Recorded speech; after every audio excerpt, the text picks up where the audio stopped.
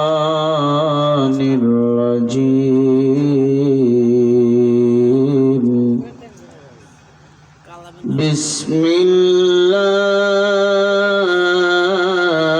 الله الرحمن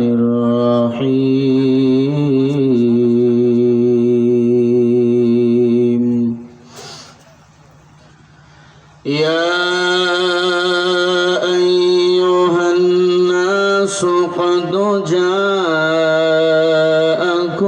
برهان من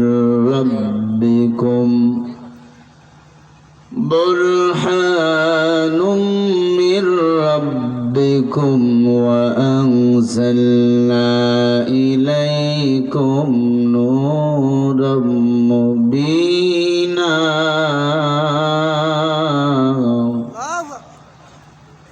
وقال رسول الله صلى الله عليه وسلم تركت فيكم أمرين لن تضلوا ما تمسكتم بهما كتاب الله وسنة رسوله أو كما قال عليه الصلاة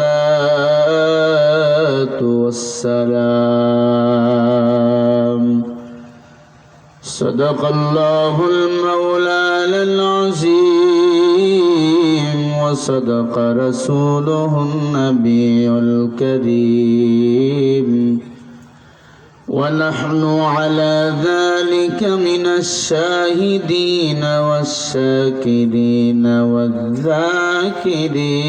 والذاكرين والحمد لله رب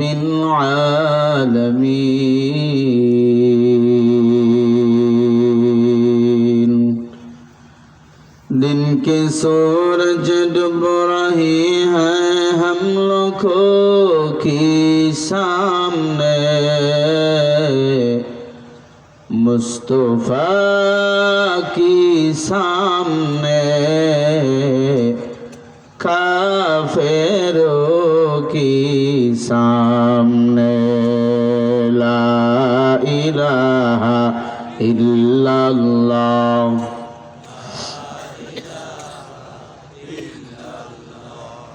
لا إله إلا الله لا إله إلا الله لا إله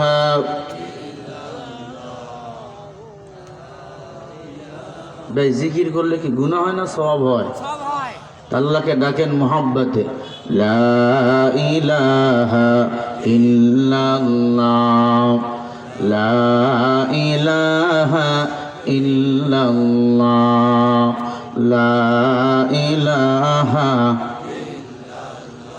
جور لا إله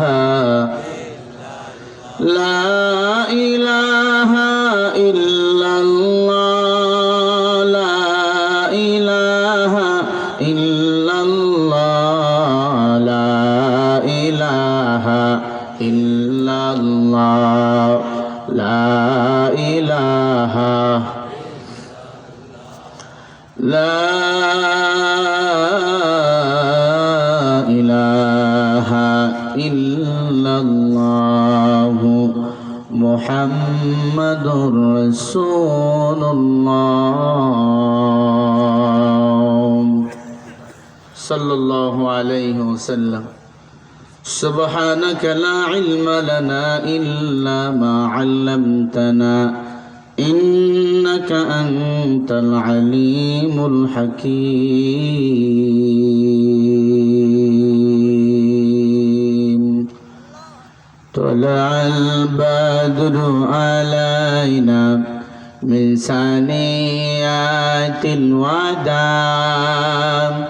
وجب شكر علينا ما دعا لله دام طلع البدر علينا من ثنيات الوداع وجب الشكر علينا ما دعا لله داع أنت نون فوق نور أنت إكسير وغامي أنت مصباح سرور أنت نور على نور مما كنا يا عربي يا محمد يا محمد يا محمد صلوا على صلى الله عليه وسلم محمد بيا يا محمد بيا يا محمد की आरबी मोहम्मद की जन्नती আলহামদুলিল্লাহ খোলাসিয়া জামে মসজিদের উন্নয়ন কল্পে এলাকাবাসী যুব সমাজ ও জামে মসজিদ মাঠ প্রাঙ্গণে আয়োজিত এ বিরাট তাফসিরুল কোরআন মাহফিলে উপস্থিত মুহতারাম মুকাররম সম্মানিত সভাপতি সাহেব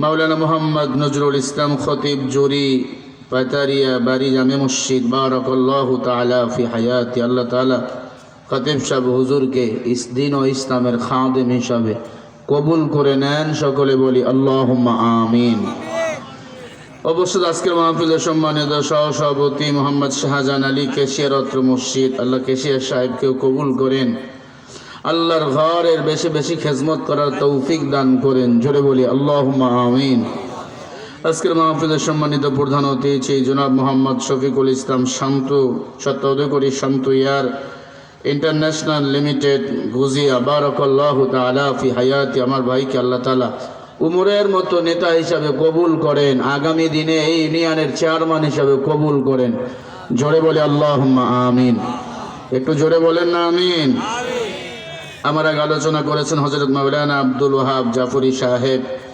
মাওলানা আশরাফুল ইসলাম আল্লাহ পাক হযরতদের হায়াতের মধ্যে বারাকা দান করেন সারা দুনিয়াতে কোরআনের খাদেম হিসাবে কবুল করেন জোরে বলে আল্লাহুম্মা আমিন আর জোরে বলেন আমিন এখানে অনেক ওলামা ইকরাম এসেছেন মুরব্বী আব্বা জানারা এসেছেন যুবক ভাইরা স্নেহের ছোট ভাই পর্দার অন্তরালে বসে আছেন সম্মানিতা মা ও বোনেরা দয়াময় রব্বুল আলামিনের দরবারে কালিমাতুশ শুকরিয়া আদায় করি যে মহান মালিক আপনাকে আমাকে ভালোবেসে কোরআন ও হাদিসের মজলিসে আসার ও বসার তৌফিক দান করেছেন সেই মালিকের দরবারে কালিমাতুশ শুকরিয়া জবান খুলে মুহাব্বতে পড়ি আলহামদুলিল্লাহ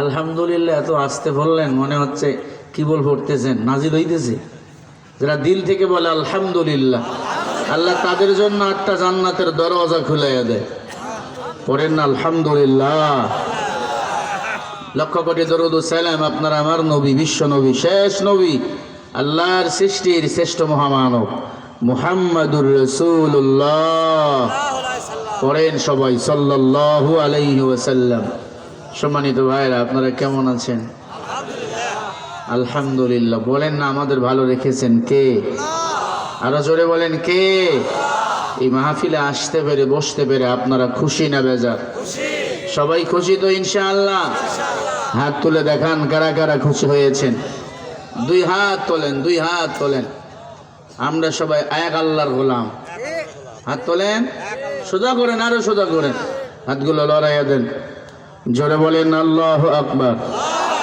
হয় নাই মনে হচ্ছে বিড়ি খাইছেন আপনারা আওয়াজ বাইর হয় না কেন জোরে বলে আল্লাহু আকবার আরো জোরে বলে আল্লাহু আকবার হাত নামান আপনাদের সাথে আমাদের কোনো দ্বন্দ্ব আসেনি আলহামদুলিল্লাহ আমিও ভালো আছি আলহামদুলিল্লাহ আলহামদুলিল্লাহ আপনারা আমাকে অনেক দিন মনে রাখছেন আমিও রাখছি ভালোবাসার টানে আপনাদের মাঝে এসেছি, আপনারা আমাকে ভালোবাসেন। দীর্ঘদিন গুজিয়াই ছিলাম, এরপরে চলে গিয়েছি, আবার ময়দানে দেখা হচ্ছে। আপনাদের শিবগঞ্জে এবার প্রায় ৫-৭টা মাহফিল নেওয়া হয়ে গেছে। তার মানে গুজিয়ার মানুষ আমারে ভালোবাসে। এ ভালোবাসা আল্লাহর জন্য। মান আহাব্বা লিল্লাহ মান আবগাদা লিল্লাহ।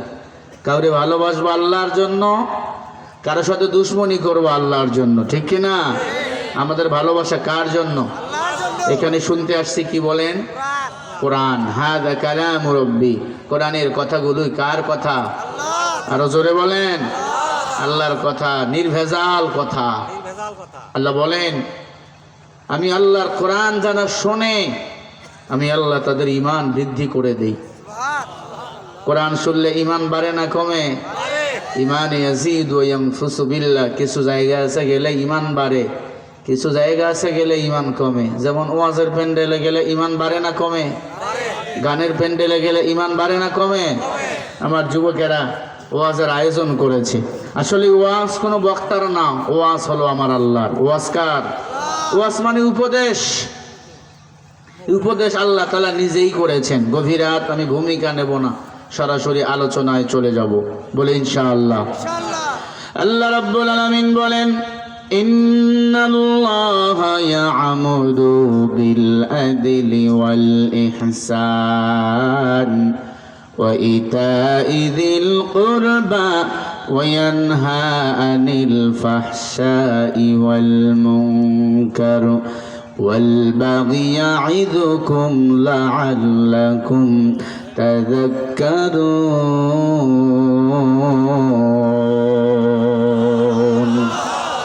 আর আস্তে করে বলেন। কোরআন শুনে যারা আল্লাহু আকবার বলে, আল্লাহ আসমান জমিনের ফাঁকা জায়গা ওই বান্দার নামে নেক দিয়া পরিপূর্ণ করে দেয়। আরো জোরে বলেন সুবহানাল্লাহ। আল্লাহ রাব্বুল আলামিন বলেন সূরা নাহলের 91 নম্বর আয়াতে আল্লাহ বলেন, ইন্নাল্লাহা ইয়া'মুরু বিল আদলি ওয়াল ইহসান। ও বান্দা, আমি আল্লাহর ওয়াজ ভালো করে শোনো। তোমরা মানুষ হইয়া মানুষের প্রতি ইহসান করো। ইহসান, তোমরা মানুষের প্রতি ইহসান করো। কেউ ভুল করলে ক্ষমা করে দাও। কিয়ামতের ময়দানে আমি আল্লাহ তোমাদের ক্ষমা করে দেব। আল্লাহ পাক বলেন, বান্দা নেক আমল করো, বদ আমল করিও না। কারণ আল্লাহর কাছে নেক আমলের দাম আছে, বদ আমলের কোনো দাম নাই। ক্ষণস্থায়ী দুনিয়া। আল্লাহ বলেন, আল্লাযী খালাকাল মাউতা ওয়াল হায়াতা লিয়াবলুয়াকুম আইয়ুকুম আহসানু আমালা ওয়া হুয়াল আজিজুল গাফুর।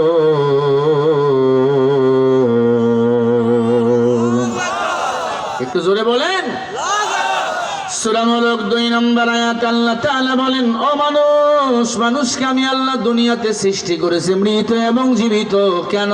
আহসানু আমালা। আমি আল্লাহ দেখতে চাই কে বেশি ভালো আমল করতে পারো।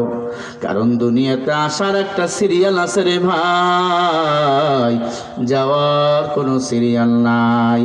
আল্লাহ বলে, আমি আল্লাহ ভালো আমল চাই। আহসানু আমালা। আল্লাহ আকসারু যদি বলতেন, বেশি আমলের কথা বলতেন। মুফাসসিরিন একরাম বলেন, আল্লাহ বলে আহসানু আমালা, আল্লাহ ভালো আমল চায়। যে যত বেশি ভালো আমল করবে আল্লাহ তাআলা ওই বান্দাকে তত বেশি সম্মানিত করে জান্নাতের মালিক বানিয়ে দিবে। বলেন সুবহানাল্লাহ। ইয়া ইলাহি তু মেরা রহমান হ্যায়, ইয়া ইলাহি তু মেরা সত্তার হ্যায়। চাচা কি হলো বা? ঠিক হয়। আরে বুড়া মানুষের দোষ বেশি, এই জন্য বুড়া মানুষ জান্নাত যাবে না। একটা বুড়াও জান্নাতে যাবে না। বুড়া রাগ করলে আমার কিছু করার নেই। সব বুড়াগুলারে আল্লাহ জান্নাত বানিয়ে আপনার জুয়ান বানিয়ে দিবেন, 22 বছরের যুবক বানিয়ে দিবেন। বলেন সুবহানাল্লাহ। ভাইরা আমার, একটু খেয়াল করে কথাগুলো দিলের কান দিয়া শুনবেন। আল্লাহ বলে, বান্দা আমি আল্লাহ ভালো আমল চাই, বেশি আমল চাই না। এখন যদি আপনাকে জিজ্ঞাসা করি, আজকে যদি মরিয়া যান, জান্নাতে যেতে পারবো এই গ্যারান্টি কেউ দিতে পারবেন? কোন মুহাদ্দিস, কোন মুহাক্কিক, কোন ফাকি বলতে পারবো না আমি আমলের কারণে জান্নাত যেতে পারবো, আল্লাহ যদি দয়া মায়া না করে। ঠিক কিনা বলেন? এজন্য মুসলমান, আল্লাহর দয়া মায়া বড় মারাত্মক। আল্লাহর দয়া মায়া যদি পেতে চাও, কোরআন সুন্নাহ মোতাবেক এই পৃথিবীতে জীবন চালাতে হবে। কোন দল আমাকে জান্নাতে নিয়ে যাবে না, আমার আমল আমাকে আল্লাহর জান্নাতে নিয়ে যাবে। আল্লাহ রাব্বুল আলামিন বলেন, ইয়া আইয়ুহান নাসু ক্বাদ জাআকুম বুরহানুম মির রাব্বিকুম ওয়া আনসালনা ইলাইকুম নূরাম মুবিনা।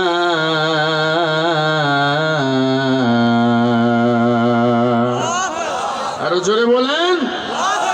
আল্লাহ তাআলা বলেন, ও পৃথিবীর মানুষ, আমি রবের পক্ষ থেকে তোমাদের জন্য দুটো জিনিস দুনিয়াতে পাঠাইলাম। এক নম্বরে আমার নবী মুহাম্মদ রাসূলুল্লাহ সাল্লাল্লাহু আলাইহি ওয়াসাল্লাম, 2 নম্বরে 30 পারা নূর নামক কোরআন শরীফ। এই দুটো জিনিস তোমাদের জন্য বড় হেদায়েতের জন্য পাঠিয়ে দিলাম। আল্লাহ রাসূলকে নেতা মানো, কোরআনকে সংবিধান মানো, দুনিয়াতে পাবে শান্তি, পরকালে হবে বাদশাহ। আমল করবা কোরআন অনুযায়ী, আমল করবা রাসূলের সুন্নাহ হাদিস অনুযায়ী। নবীজি হাদিস শরীফের মধ্যে বলেন, ক্বালা রাসূলুল্লাহ সাল্লাল্লাহু আলাইহি ওয়াসাল্লাম, তারাকতু ফীকুম আমরাইন লান তাদিল্লু মা তামাসসাকতুম বিহিমা, কিতাবুল্লাহ ওয়া সুন্নাত রাসূলি। নবীজি বলে, উম্মত, আমি নবীর ইন্তেকালের পর দুটো জিনিস তোমরা করায়া ধরো। 1 নম্বরে কিতাবুল্লাহ, আল্লাহর কোরআন। 2 নম্বরে ওয়া সুন্নাত রাসূলি, আমি রাসূলের সুন্নাহ। আল্লাহ বলে কোরআন মানো, নবীজি বলে হাদিস মানো। কোরআন হাদিস অনুযায়ী, কোরআন সুন্নাহ অনুযায়ী যারা এই পৃথিবীতে জীবন চালাবে, মরতে দেরি, জান্নাত যাইতে দেরি হবে না। বলেন সুবহানাল্লাহ। মনে রাখবেন, একটি ভুল সারা জীবনের কান্না হতে পারে। একটি ভুলের কারণে সারা জীবন আব্বাজান আদম আলাইহিস সালাতু ওয়াস সালাম, আম্মাজান হাওয়া সারা পৃথিবীতে কান্না করছেন 1000 বছর। ঠিক না? আদম নবী 1000 বছর হায়াত পেয়েছেন, 1000 বছর। আপনার আমার মতো সাধারণ 3.5 হাত বডির মানুষ ছিল না। আদম নবীর হাইট ছিল 117 হাত লম্বা, 117 হাত। আল্লাহ পাক এত উঁচু মানুষ বানাইছেন, এরপর সামান্য ভুলের কারণে আল্লাহ পাক রব্বুল আলামিন জান্নাত থেকে বাইর করে দিয়েছেন। কারণ শয়তানের বয়ান শুনতে নিষেধ করেছিল, গন্ধম ফল খাইতে আল্লাহ নিষেধ করেছিল। আজ আমরা শুধু গন্ধম না, কত হারাম, সুদ, ঘুষের মধ্যে লিপ্ত। সুদকে সুদ মনে করি না, ঘুষকে ঘুষ মনে করি না। অথচ আল্লাহর হাবিব বলে, উম্মত, 1 টাকা সুদের যারা লেনদেন করে, তারা নিজের মায়ের সাথে জেনা করলে যে অপরাধ, এই জেনার গুনাহ তার আমলনামায় লেখা হয়। আল্লাহ বলেন, নবীও বলেন, সুদ মুসলমানের জন্য বলেন হালাল না হারাম? আরো জোরে বলেন। সুদ তার জন্য হালাল, সুদের টাকা তার জন্য হালাল যে শুকুরের গোশত খায়, বেধর্মী বেদিন শুকুর খায়, কুকুর খায়, পায়খানা খাবে, তার কোনো সমস্যা নাই। কিন্তু আমরা মুসলমান, হালাল খানা খাইতে হবে। ইবাদত কবুল হওয়ার শর্ত হলো প্রথম হালাল খানা। আমাদের ইবাদত কবুল হয় না, দোষ হুজুর, হুজুর কি দোয়া করেন, দোয়া কবুল হয় না। আমাদের ভিতরে ভেজাল। এক আল্লাহর বান্দা আল্লাহর এক বুজুর্গকে গিয়ে বলে, হুজুর দোয়া করে আল্লাহ যেন একটা ছেলের বাপ বানায়। হুজুর দোয়া করছে, যা বেটা দোয়া করলাম, আল্লাহ চাইলে তুই ছেলের বাপ হয়ে যাবি। 1 বছর যায়, বাচ্চা হয় না। 2 বছর যায়, ছেলে হয় না। হুজুর একদিন পাইছে রাস্তায়, বলে, হুজুর কি দোয়া করেন, দোয়া কবুল হয় না কেন? বলে, আমার তো ছেলে হয় নাই। হুজুর বলে, বাবা দোয়া তো কবুল হওয়ার কথা, সন্তান হওয়ার কথা, বিয়া করছো? কয় না। বিয়া না কইরা কি সন্তানের বাপ হওয়া যায়? ও মুসলমান, কোরআন মানি না, হাদিস মানি না, বসে আছি জান্নাতে চলে যাব। না না, জান্নাতে যেতে হলে আল্লাহর কোরআন রাসূলের সুন্নাহ মোতাবেক আমল করা লাগবে। हकीकत से तू दुनिया बेखबर है, दुनिया की नुमाइश पर नजर है।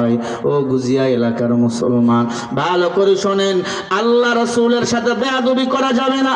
আল্লাহর কোরআন আমাদের সংবিধান, রাসূলের সুন্নাহ আমাদের জীবনের আলোকিত করতে পারে। দেখেন না, উলামায়ে কেরাম জীবন দিবে, দাড়ি কাটে না। উলামায়ে কেরাম জীবন দেয়, ইসলাম থেকে এক বিন্দু পিছনে যায় না। আছে না নাই? আমারে তুমি কোটি টাকা দাও, দাড়ি আমি কাটি নাকি দেখো। তুমি কেন কাটো যুবক? তোমার কপাল বুঝি পড়ে গেছে। রাসূলের সুন্নাহ মাথায় দিয়া ঘুম পাড়াবার চেষ্টাও করি। আজরাইল যদি আইয়া দেখে রাসূলের সুন্নতের মাথার টুপিটা এখনো মাথায়, আমার সাথে ভালো আচরণ করতে পারে। মরণের কোনো বয়স নাই, মরণের কোনো সময় নাই। আছে? কখন ঘুমাইয়া যাব আমরা কেউ বুঝি না, কেউ জানি না, টের পাই না। কখন আমাদের পতন শুরু হয় এটাও কেউ আমরা টের পাই না। কখন আমাদের মরণ হবে কারো কিন্তু জানা নাই। অতএব রাসূল আমার নেতা, আল্লাহর কোরআন আমার সংবিধান। খবরদার খবরদার, এই দুনিয়াতে আলেমদের সাথে যেন বেয়াদবি না করো। খবরদার খবরদার, নবী পাবা না, নাইবে নবী হলো উলামায়ে কেরাম। নবী বলে ইন্নাল উলামা ওয়ারাসাতুল আম্বিয়া, নাইবে নবী হলো উলামায়ে কেরাম। উলামায়ে কেরাম আমি নবীর ওয়ারিস। ও যুবক, চাকরি পেতে চাও, মা বাবার দোয়া নাও, আলেমদের দোয়া নাও। আলেমরা নবীর ওয়ারিস, আলেমদের দোয়া বড় মারাত্মক। খবরদার খবরদার, আলেমদের সাথে বেয়াদবি করবা না, নবী রাসূলের সাথে বেয়াদবি করবা না। যারা আমার রাসূলের সাথে বেয়াদবি করেছে তারা এই পৃথিবীতে ধুকে ধুকে মৃত্যুবরণ করেছে। মুসা নবীর উপর তাওরাত কিতাব নাজিল হয়েছিল, আপনারা জানেন। মুসা নবীর একজন উম্মত ছিল, নাম ছিল কাফিল, কেউ বলেছে হারেসা। 22 ফুট লম্বা ছিল, 6 ফুট ছিল প্রস্থ। কয় ফুট লম্বা? ঘুমাইতেছেন? লম্বা 22 ফিট আর প্রস্থটা 6 ফিট। কত বড় উঁচা মানুষ! কিয়ামতের আগে মানুষের হাইট কমতে থাকবে। দেখেন আমাদের জামানার আগের মানুষগুলো উঁচা উঁচা অনেক। হজ করতে গিয়ে দেখি সব মিশরীরা উঁচা, সব মানুষগুলো উঁচা উঁচা। আমি ওদের বগলের নিচে, আমি ওগো বগলের নিচে। চিন্তা করলাম, আল্লাহ হাইট তো মোটামুটি খারাপ না, কিন্তু ওর কাছে আমরা কিছুই না। আজকে কত বেঈমান দেখবেন ইসলাম বিদায় করতে চায়, কোরআন বিদায় করতে চায়। ও মনে করে আমার চেয়ে বড় কেউ নাই। স্বৈরাচার যারা ইসলাম বিদায় করতে চেয়েছে তারা এই জমিন থেকে পালিয়ে গেছে। আল্লাহর জমিন, আল্লাহর ইসলাম আজও আছে না? না, জোরে বলো, আছে না? দাদায় নাতিরে ডাক দিয়া বলে, নাতি আমার বয়স কত একটু দেখো। নাতি বলে, কারণ কি? কয় মাথার ভুরু সাদা, কপালের ভুরু সাদা, চুল সাদা, দাড়ি সাদা। আমার চেয়ে মনে হয় কেউ বড় নেই, আমি সবচেয়ে বড়। দাদা নাতিয়ে ডায়েরি খুলে দেখে দাদার বয়স 130 বছর। কত? ঘুমাইতেছেন? কত বয়স? 130। মাথা গরম। নাতি কয়, দাদা সব তোমার নাতি। কয় চল একটু লাঠি নে, জমিনের মধ্যে ঘুরে ঘুরে আমার নাতিদেরকে শাসন করে আসি। ঘুরতে গেছে, দেখে এক বট গাছ, বট গাছের নিচে বই এক বুড়া কান্দে। বুড়ায় যখন এই বুড়ারে দেখছে, নাতিরে ডাক দিয়া কয়, নাতি এই বুড়া তো আমার চেয়ে বুড়া মনে হয়। এই তোর কান্দিস কেন? তোর বয়স কত? কয় 260 বছর। কথা বুঝেননি? যেই বুড়া কান্দে, বয়স কত? কয় 260 বছর। দাদায় কয়, গেল নি আমার মাস্তানি নষ্ট হইয়া। এই কান্দিস কেন? কয় আমার আব্বাই মারছে। কে মারছে? জোরে বলেন। আব্বাই মারছে? তোর বয়স 260, আবার তোর আব্বাই করে মারছে? হায় হায়, আব্বার কাছে গেছে, আব্বা রশি বানাইতেছে, রশি। কয় চাচা আপনার সন্তান কান্দে বটগাছ তলায় বইয়া, মারছেন কেন? কোনটা? বলে যেটা বটগাছ তলায় বসে কান্দে। কয়টা? 9টার ছোটটা। 9টা ছোটটা। কেন মারছেন? কয় তার দাদার জন্য বাদাম আনতে বলছিলাম, আনে নাই। কার জন্য?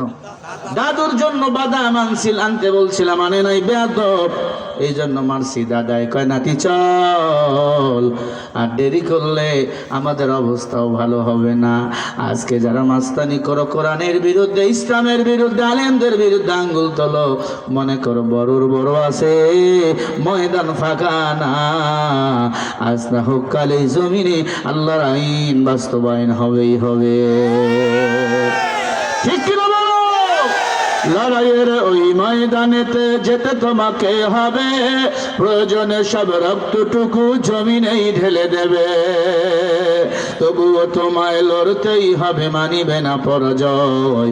বিপ্লব মানে জীবন দেওয়া, বসে থাকা নয়। সে কোনো দিন আসবে না রে, করো যদি ভয়। আসবে বিজয়, রক্ত আর জীবনের বিনিময়। ঠিক কিনা? আসবে বিজয়, রক্ত আর জীবনের বিনিময়। বিপ্লব মানে জীবন দেওয়া, বসে থাকা নয়। সে কোনো দিন আসবে না রে, করো যদি ভয়। জোরে বলো ঠিক কিনা? কোথা থেকে কোন ভিনদেশি শগুন আমার দেশে এসে সেবার নামে বসলো ওরা মির্জাফরের বেশে। ওদের করতে নাস্তানাবুদ, ওদের করতে নাস্তানাবুদ হতে হবে নির্ভীক। বিপ্লব মানে জীবন দেওয়া, বসে থাকা নয়। সে কোনো দিন আসবে না রে, করো যদি ভয়। ঠিক কিনা বলেন? কষ্ট হয় নাকি আপনাদের? আলোচনা চলবে তো ইনশাআল্লাহ। আমি কোন দলের বিরুদ্ধে বলতে আসি নাই, তবে ইসলামের পক্ষে আমরা বলবো ততদিন এ দেহে প্রাণ থাকবে যতদিন। কারণ ইসলাম ও কোরআনকে আমরা সবাই ভালোবাসি, ঠিক কিনা? আমাদের একজন নেতা মুহাম্মদুর রাসূলুল্লাহ সাল্লাল্লাহু আলাইহি ওয়াসাল্লাম। কাদিয়ানির বাচ্চারা আমার নবীকে নবী মানে না। কাদিয়ানিরা আছে না নাই? পঞ্চগড়, ঠাকুরগাঁ, কুড়িগ্রামে বেশি। এরা কয় গোলাম আহমদ কাদিয়ানি নাকি নবী। জোরে কর নাউজুবিল্লাহ। আমরা সরকারকে বলবো অবশ্যই কাদিয়ানির বাচ্চারা বাংলাদেশে থাকবে, কিন্তু তাদের পরিচয় তো আমরা তারা মুসলমান না, তাদের পরিচয় হলো তারা কাফের। তারা কি? কাফের। ভাইরা আমার, একটু খেয়াল করে কথাগুলো বুঝবেন। তাওরাত কিতাব মুসা নবীর উপর নাজিল হয়েছে। তাওরাত কিতাবে আমার মায়ার নবীর নাম, জাবুর, ইনজিল, সব কিতাবের মধ্যে আমার নবীর নাম আগমন। আগমনী বার্তা আল্লাহ দিলেন আমার নবী, সুপরিচিত নবী। আমার নবীকে আল্লাহ পাক ফুল ফোটা পৃথিবীর জমিনে রহমত স্বরূপ পাঠাইছেন। আল্লাহ বলেন, ওয়া আরসালনাকা ইল্লা রাহমাতাল লিল আলামিন। আল্লাহ বলে, নবী আলামিনের জন্য আমি আল্লাহ রব, আপনি হলেন রহমত। সেই রহমতের নবীর সাথে যারা বেয়াদবি করেছে, পরিণতি ভালো হয় নাই, ভালো হয় নাই। কাফিল পাদ্রী নামক আল্লাহর এক বান্দা ছিল। কেউ বলেছিল ভালো হারেসা, মুসা নবীর উম্মত 22 ফুট লম্বা। এই চওড়াটা প্রস্থটা ছিল 6 ফিট। এমন স্বাস্থ্যের অধিকারী, এমন লম্বা, এত বড় মানুষ পৃথিবীতে এখন কি খুঁজে পাওয়া যাবে? জোরে বলেন। কাফিল পাদ্রী মুসা নবী তাকে একটু তাওরাত কিতাব রাখতে দিল, রাখো, আমি একটু সফরে যাব, তাওরাত কিতাবটা তোমার কাছে রাখো। কাফিল পাদ্রী তাওরাত কিতাব খুলে দেখে, তাওরাত কিতাবের মধ্যে মাঝে মাঝে মুসা নবীর নাম, আর প্রায় জায়গার মধ্যে আহমদ আর মুহাম্মদ। আহমদ মানে আমার নবীর নাম, মুহাম্মদ আমার নবীর প্রশংসা, আমার রসুলের নাম। কাফিল পাদ্রী চিন্তা করলো, মুসা নবীর নাম কয়েক জায়গায় লেখা, আর মুহাম্মদ আর মুহাম্মদ এটা আবার কে? এই নামগুলো কেন বারবার লেখা? চিন্তা করলো এই নামগুলো আমি কেটে দিয়ে মুসা নবীর নাম বসাবো, মুসা নবীর কাছে আমি দামি হয়ে যাব, মুসা নবীর আমি উম্মত, মুসা নবীর পাশের চেয়ারটা আমি পাবো, আমি তো সেনাপতি, হবে না আমার কোনো ক্ষতি, মুসা নবীর কাছ থেকে আমি ভালোবাসা পাবো। ও মুসলমান, আজকে নেতার কোনো খবর নাই, পাতি নেতার ভাব দেখলে ঘরে থাকা যায় না।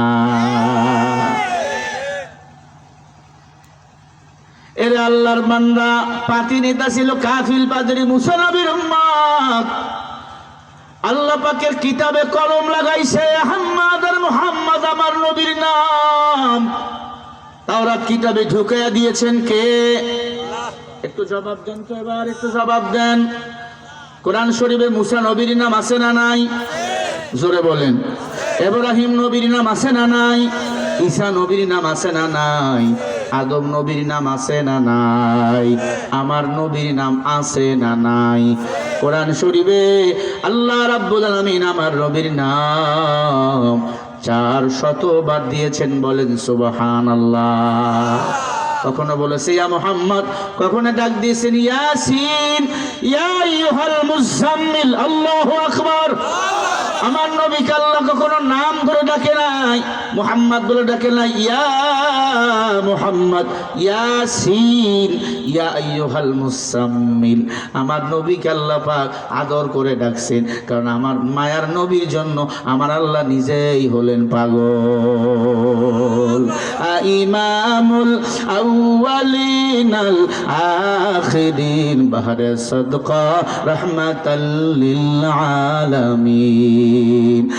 বগুড়া শিবগঞ্জ এলাকার মুসলমান পর্দার অন্তরালের মা বোনেরা, মাইকের আওয়াজ যদি কানের মধ্যে যায়, ভালো করে শোনো। আমার নবীকে কেন ভালোবাসবা? ভালো না বাসলে বেয়াদবি করলে কি ফলাফল? তাওরাত কিতাবে মুসা নবীর নাম ঢুকাইয়া দিয়েছেন আল্লাহ, আমার নবীর নাম মুহাম্মদ আর মুহাম্মদ ঢুকাইয়া দিয়েছেন কে? কাটতে চায় কাফিল বাদরি, কয় ফিট লম্বা? ঘুমায় ঘুমায় 122 কইছি, খালি 22 ফিট। আদম নবী সবচেয়ে উঁচু ছিল, তিনি ছিল 117 হাত। সুবহানাল্লাহ বলেন। ফেরাউনও লম্বা ছিল, ফেরাউনও লম্বা ছিল প্রায় 60 ফিটের মতো। কয় ফিট? 60 ফিট। তার লাশটা এখনো মিশর জাদুঘরে আছে, আমি মাপ দিয়া দেখছি। বান্দা আসলেই 60 ফিট, এখন একটু ছোট হয়েছে, দেখবেন ইয়ে হয় না, চুল টুল সব উঠে গেছে, এখন তো মমি হয়ে আছে। আল্লাহ কিয়ামত পর্যন্ত তার লাশ এমনি রাখবে, পচাবে না, পোকাও খাবে না, মাটিও খাবে না। আল্লাহু আকবার। ভাইরা আমার, আমার বাংলাদেশেও নতুন ফেরাউন জন্ম হয়েছিল, শেখ হাসিনা। কথা বল না কেন? স্বৈরাচার এত খারাপ, এত বিষ তার, দেশের বাইরে যাইয়া ওখান থেকে বিষ ছড়ায়। কথা কর না কেন? শেখ হাসিনার বিরুদ্ধে কথা বললে আপনারা মন খারাপ করেন। যদি কেউ মন খারাপ করে, আপনি লিখে নেন আপনিও যে উনিওতে। কথা কর না কেন? বাইরে আমার একটু খেয়াল করে শোনেন, এত খারাপ। ইনকিলাবের মুখপাত্র শরীফ ওসমান হাদি ভাইরে গুলি করাইল হাসিনা, এই ছাত্রলীগের গুন্ডা দিয়ে। কথা বল না কে? আমার প্রিয় হাদি ভাই রে, ওই সিঙ্গাপুরে নেওয়া হলো, চোখের পানি ধরে রাখা যায় না। ইন্না লিল্লাহি ওয়া ইন্না ইলাইহি রাজিউন। আল্লাহর বান্দা শরীফ ওসমান হাদি ভাই দুনিয়ার সফর শেষ করে আখিরাতের সফর শুরু করেছে, তার মানে উনি মারা গেছে। আজকে একটু আগে মারা গেছে। পুরানের দুনিয়া খবর। আমরা দোয়া করি আল্লাহ শরীফ ওসমান হাদি ভাইকে জান্নাতের মেহমান বানিয়ে দেন, বলেন আমিন। উনি শহীদ, উনি জান্নাতি। আল্লাহু আকবার। উনি শহীদ, আর উনি বলতো আমি শহীদই মৃত্যু চাই। চিন্তা করেন এই মহিলা কত বড় খারাপ। ভারত দিল্লি থাইকা ওখান থেকে সন্ত্রাসী কার্যকলাপ চালায়। কথা বলে না কেন? যারা মানুষের রক্ত খায়, রক্ত না খাইলে এরা ঘুমাইতে পারে না। এতদিন দেশে থেকে মানুষের রক্ত খাইছে, এখন বিদেশে বৈশা মানুষের রক্ত খায়। কথা বল না? ও মুসলমান, হাদি ভাইয়ের জন্য দোয়া করেন। আল্লাহর বান্দা দুনিয়ার সফর শেষ করেছে, মারা গেছে, আল্লাহ তাআলা যেন তার কবরটা জান্নাতের বাগান বানিয়ে দেন। হয়তো আগামীকাল লাশ দেশে আসতে পারে, পরশুদিন লাশ দেশে আসতে পারে, অনেক টাকার প্রয়োজন, তার স্ত্রী কাছে আছে, তার ভাই আজকে গেছে, অবস্থা বড় ভয়ানক দেখে আগেই তারা চলে গিয়েছে সিঙ্গাপুর থেকে। লাশ বাংলাদেশে আসবে, জানাজা হবে, দাফন হবে।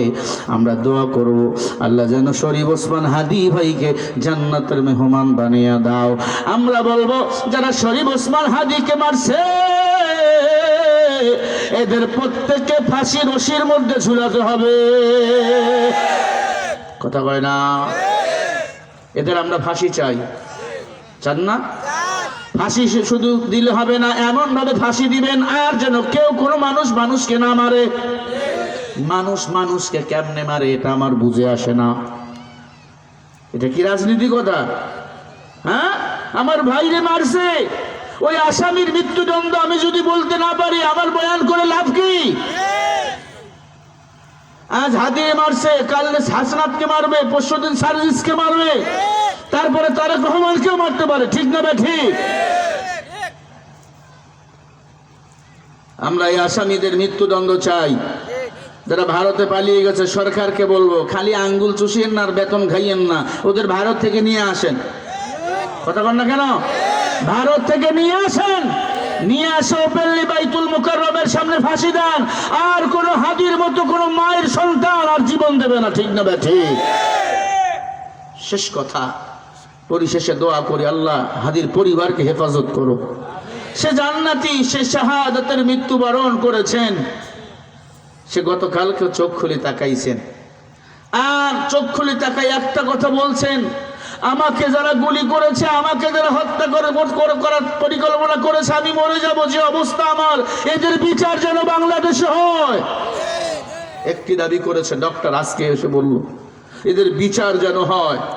যদি একটা বিচার এমন দৃষ্টান্তমূলক হয়, খোদার কসম এদেশে আর খুন খারাপি করতে মানুষ কখনো সুযোগ পাবে না। কথা বলে না কেন?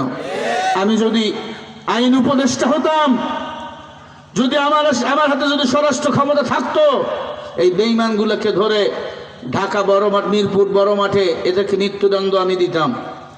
সব টেলিভিশন চ্যানেলগুলোকে লাইভ টেলিকাস্ট করতাম, এমন ভাবে মৃত্যু দিতাম, আর কোন মায়ের সন্তান, কোন মায়ের বুক খালি করার সাহস কখনো পেত না। চিন্তা করলে এই ছবি ভেসে উঠত। এজন্য আমি বলি কোরআনের আইন বাংলাদেশে দরকার। কথা বল না কেন? আপনি যদি মুসলমান হন, এটা আপনাকে দিলে ধারণ করতে হবে, কোরআনের সংবিধান বাংলাদেশে দরকার। যে ক্ষমতা আসুক, আমাদের দাবি একটা, একবার কোরআন দিয়ে রাষ্ট্র চালান তো 5টা বছর, কেমন চলে আমাদের এই দেশটা। আল্লাহ আমাদের সঠিক বুঝদান করে। আল্লাহ হাদি ভাইকে জান্নাতি বানান। আমিন বলেন, আরো জোরে বলেন আমিন। বেগম জিয়া অসুস্থ, আস্তে আস্তে নাকি সুস্থ হচ্ছে, আমরা দোয়া করি হাদি চলে গেছে, তিনি যেন চলে না যায়, এই সময় আমাদের পাশে তাকে থাকা দরকার। আল্লাহ যেন বেগম জিয়াকে সুস্থ করে দেন। আরো জোরে বলেন মিয়া। আপনাদের এলাকার বৌমা, আপনাদের গৌরব, আপনাদের গৌরব। গোপালগঞ্জ যদি বুক খুলে হাঁটতে পারে, বগুড়ার মানুষ পারবেন না বুক খুলে হাঁটতে? আপনাদের তাদের পাশে থাকা দরকার। ভাইরা আমার একটু খেয়াল করে শুনবেন, গাদ্দার নিমক হারাম যারা, সব সময় তারা মির্জাফর, এদেরকে যদি দুধ কলা প্রতিদিন খাওয়ানোর পরেও এই কালসাপ সবল মারার সুযোগ খোঁজে। এজন্য কালসাপ থেকে সাবধান, কোরআন সুন্নাহ মোতাবেক জীবন চালাবেন। কাফিল পাদ্রী কেমন কালসাপ? আল্লাহর হাবিবের নাম তাওরাত কিতাব থেকে কাটতেছেন, আল্লাহর কুদরতি কলিজায় দাগ লেগে গেছে। আল্লাহ বলে জিবরাইল, তাওরাত কিতাবে আমার হাবিবের নাম আমি আল্লাহ ঢুকে দিলাম। এই নামগুলো কেমনে কাফিল পাদ্রী কাটে আমার বুঝে আসে না। পাদ্রী মানে হলো জ্ঞানী। আমরা যেমন বলি হাফেজ সাহেব, মাওলানা, এরা জ্ঞানী। পাদ্রী বিভিন্ন ভাষার পণ্ডিত, বিভিন্ন কিতাবের গবেষক পণ্ডিত জ্ঞানী, তাদেরকে পাদ্রী বলা হয়। কাফিল পাদ্রী যখন আমার নবীর নাম তাওরাত কিতাব থেকে প্রায় কেটে দিতেছে, কয়েক জায়গায় কেটে দিল। আল্লাহ বলে না, এর আর সময় দেওয়া যায় না। চোখের মধ্যে কাফিল পাদ্রীর ঘুম চলে আসলো। আল্লাহর বান্দা চিন্তা করলে সবার যেহেতু ঘুম চলে আসছে, আমি একটু ঘুমায় যাই। সকালবেলা ঘুম থেকে উঠে নাস্তার টেবিলে বাকি নামগুলো আমি কেটে দেবো, তাহলে মুসা নবী হবে খুশি, আমারকে বেশি ভালোবাসবে, তারা ডানের চেয়ারটা হয়তো আমারই হয়ে যাবে। তেল মারতে চাইছিল, তেল মারতে চেয়েছিল, এই তেলের কারণে আমার বাংলাদেশটা আজকে ধ্বংসের মুখে পতিত হইতেছে। ভাইরা আমার একটু খেয়াল করে কথাগুলো বুঝবেন। মুসা নবীর উম্মত কাফিল পাদ্রী আমার নবীর নাম কিছু জায়গায় কাটলেন, অনেক জায়গায় বাকি। চিন্তা করলাম আমি একটু ঘুমাবো, ঘুমায়া গেলেন। আল্লাহ পাক রব্বুল আলামিন জিবরাইলকে বলে, জিবরাইল তোমার 600 নূরের পাখা দিয়ে পৃথিবীতে যাও, আমি আল্লাহর পক্ষ থেকে একটা বাতাস তার শরীরে লাগায়া দাও। আমি আল্লাহ তাকে আর মানুষ রাখবো না, তাকে মানুষ থেকে আমি সাপে রূপান্তরিত করব। জিবরাইল আমিন আসলেন, তার পাখা দিয়ে বাতাস করলেন। আবু দাউদ শরীফের মধ্যে ঘটনা আসছে, সাথে সাথে কাফিল পাদ্রী মানুষ থেকে সাপ রূপান্তরিত হয়ে গেল। 22 ফুট লম্বা, 6 ফুট চওড়া এমন সাপ যদি ঘরে থাকে, বলেন কয়জন ওই ঘরে বসবাস করবেন? এখানে যদি আসে কেউ থাকবেন? আগে আমি হুজুর দূর। এর আল্লাহর বান্দা মুসা নবীর উম্মত কাফিল পাদ্রী ঘুম থেকে উঠে খেয়াল বাকি নামগুলো কাটবে তাওরাত কিতাব থেকে, কিন্তু ঘুম থেকে উঠে আয়নার সামনে যখন গেছে, গিয়া দেখে উনি আর মানুষ নাই, মানুষ থেকে সাপে রূপান্তরিত হয়ে গেছে। চিন্তা করে হায় হায়, আমি তো মানুষ ছিলাম, সাপ কেন হইলাম? না না, এটা চিন্তা করার সময় নাই। আমি এখন ঘরে থাকবো, আমার ছেলে মেয়ে আইসা যখন দেখবে আব্বার জায়গায় আব্বা নাই, আব্বার জায়গায় সাপ, আমাকে তারা তো মেরে ফেলবে, জিজ্ঞাসা কিছু করবে না। সাপ দেখলে মানুষ সালাম দেয় না, লাঠি হাতে নেয়? আগে বানা, ঠিক না? কাফিল পাদ্রী চিন্তা করলে আমার আর ঘরে থাকা যাবে না, জঙ্গলে চলে গেল তাওরাত কিতাব হাতে নিয়া। কিন্তু মানুষের মতো জবান ঠিক আছে। যারা এই পৃথিবীতে আল্লাহ রসুলের বিরুদ্ধে আশ্রয় না, আল্লাহ রসুলের বিরুদ্ধে কথা বলে, তাদের জায়গা বাংলাদেশে হয় না, ভারত নামে দিল্লি জংলায় জায়গা হয়, ঠিক কিনা? বড় বড় আলেমদেরকে হত্যা করেছিল, বিনা অপরাধে হেফাজতে ইসলামের শত শত সন্তানদেরকে মেরেছিল স্বৈরাচারের দল। কে দিবে এই জবাব? কেউ বলো হুজুর এর কথা বলো কেন? এর কথা না বললে ওয়াজ হবে না, ওর কথা বলাই লাগবে কয়েকবার, কারণ জ্বালাইছে আমাদের, আমরা জানি কত জ্বালা। ওয়াজ করতে দিত না, ওয়াজ থেকে বক্তারে নিয়ে যাইতো। আমরা কি চোর? চোর রে হ্যান্ডকাপ লাগায়, চোর ডাকাত মদখোর ঘুরে বেড়ায়, হুজুররা পালিয়ে পালিয়ে বেড়ায়। ইমাম সাহেব খুতবা দিতে পারে না, হক কথা বলতে পারে না, ওই বেঈমানদের ভয়ে। কথা কোন ঠিক না বেঠিক? তবে ইমামদের বলবো, যা আল হক ওয়াজহাকাল বাতিল ইন্নাল বাতিলা কানা যাহুকা, হকের আওয়াজ দিবা, বাতিল পালিয়ে যাবে। যেই ইমামতির মধ্যে আমি হক কথা বলতে পারবো না, যে ওয়াজে বসে আমি সত্য কথা বলতে পারবো না, ওই ওয়াজের গোষ্ঠী গিলাই না, রিকশা চালাইয়া খাবো, ওয়াজ করার আমার দরকার না। ঠিক কিনা বলো? যতদিন বাঁচবো গোলামি হবে কার? স্লোগান হবে কার নামে? জোরে বলো। নাস্তিগতানে বাজ্জাক দিন ইসলাম জিন্দাবাদ, নাস্তিগতানে বাজ্জাক দিন ইসলাম জিন্দাবাদ, কটে প্রাণে একই আওয়াজ, খোদাদ্রোহী ছাড় পাবে না, এই বাংলায় ঠাই হবে না, মুসলমানরা জেগেছে আজ। তোলো তোলো আওয়াজ তোলো, জোর কদমে সামনে চলো, সবাই মিলে একই তালে দাও না স্লোগান, নারায়ে তাকবীর। দুই হাত তুলে এমনি স্লোগান মারবেন। যারা হাত তুলবে না, খুলবে না, আমি বুঝবো তারা ভারতের মাল। লিল্লাহে তাকবীর, নারায়ে তাকবীর। আল কোরআনের আলো, আল হাদিসের আলো, নারায়ে তাকবীর। মুসলমানের এই দেশেতে নাস্তিকদের ঠাঁই নাই, নাস্তিকদের পক্ষে যারা তাদের কোনো রক্ষা নাই। এই দেশেতে থাকতে হলে কোরআন মানতে হবে, কোরআন না মানলে তারা বিতাড়িত হবে। তোলো তোলো আওয়াজ তোলো, জোর কদমে সামনে চলো, সবাই মিলে একই তালে দাও না স্লোগান, নারায়ে তাকবীর, নারায়ে তাকবীর। আল কোরআনের আলো, আল হাদিসের আলো, লিল্লাহে তাকবীর। ইসলামেরই জন্য দেশের হয়েছে জন্ম, ইসলামের বিরুদ্ধে গেলে দেশ হবে ভিন্ন। ইসলামের বিরুদ্ধে যারা নিয়েছে অবস্থান, এই বাংলায় ঠাই হবে না, গেছে হিন্দুস্তান। তোলো তোলো আওয়াজ তোলো, জোর কদমে সামনে চলো, সবাই মিলে একই তালে দাও না স্লোগান, নারায়ে তাকবীর। যারা বলবে না হাত তুলবে, মুখ দিয়া বলবে না, আমি বুঝবো তারা বিড়ি খাইছে। লিল্লাহে তাকবীর। আল কোরআনের আলো, আল হাদিসের আলো। কোরআন হাদিস যেখানে, আলেম ওলামা যেখানে, সুদ ঘুষ যেখানে, লিল্লাহে তাকবীর, নারায়ে তাকবীর, নারায়ে তাকবীর।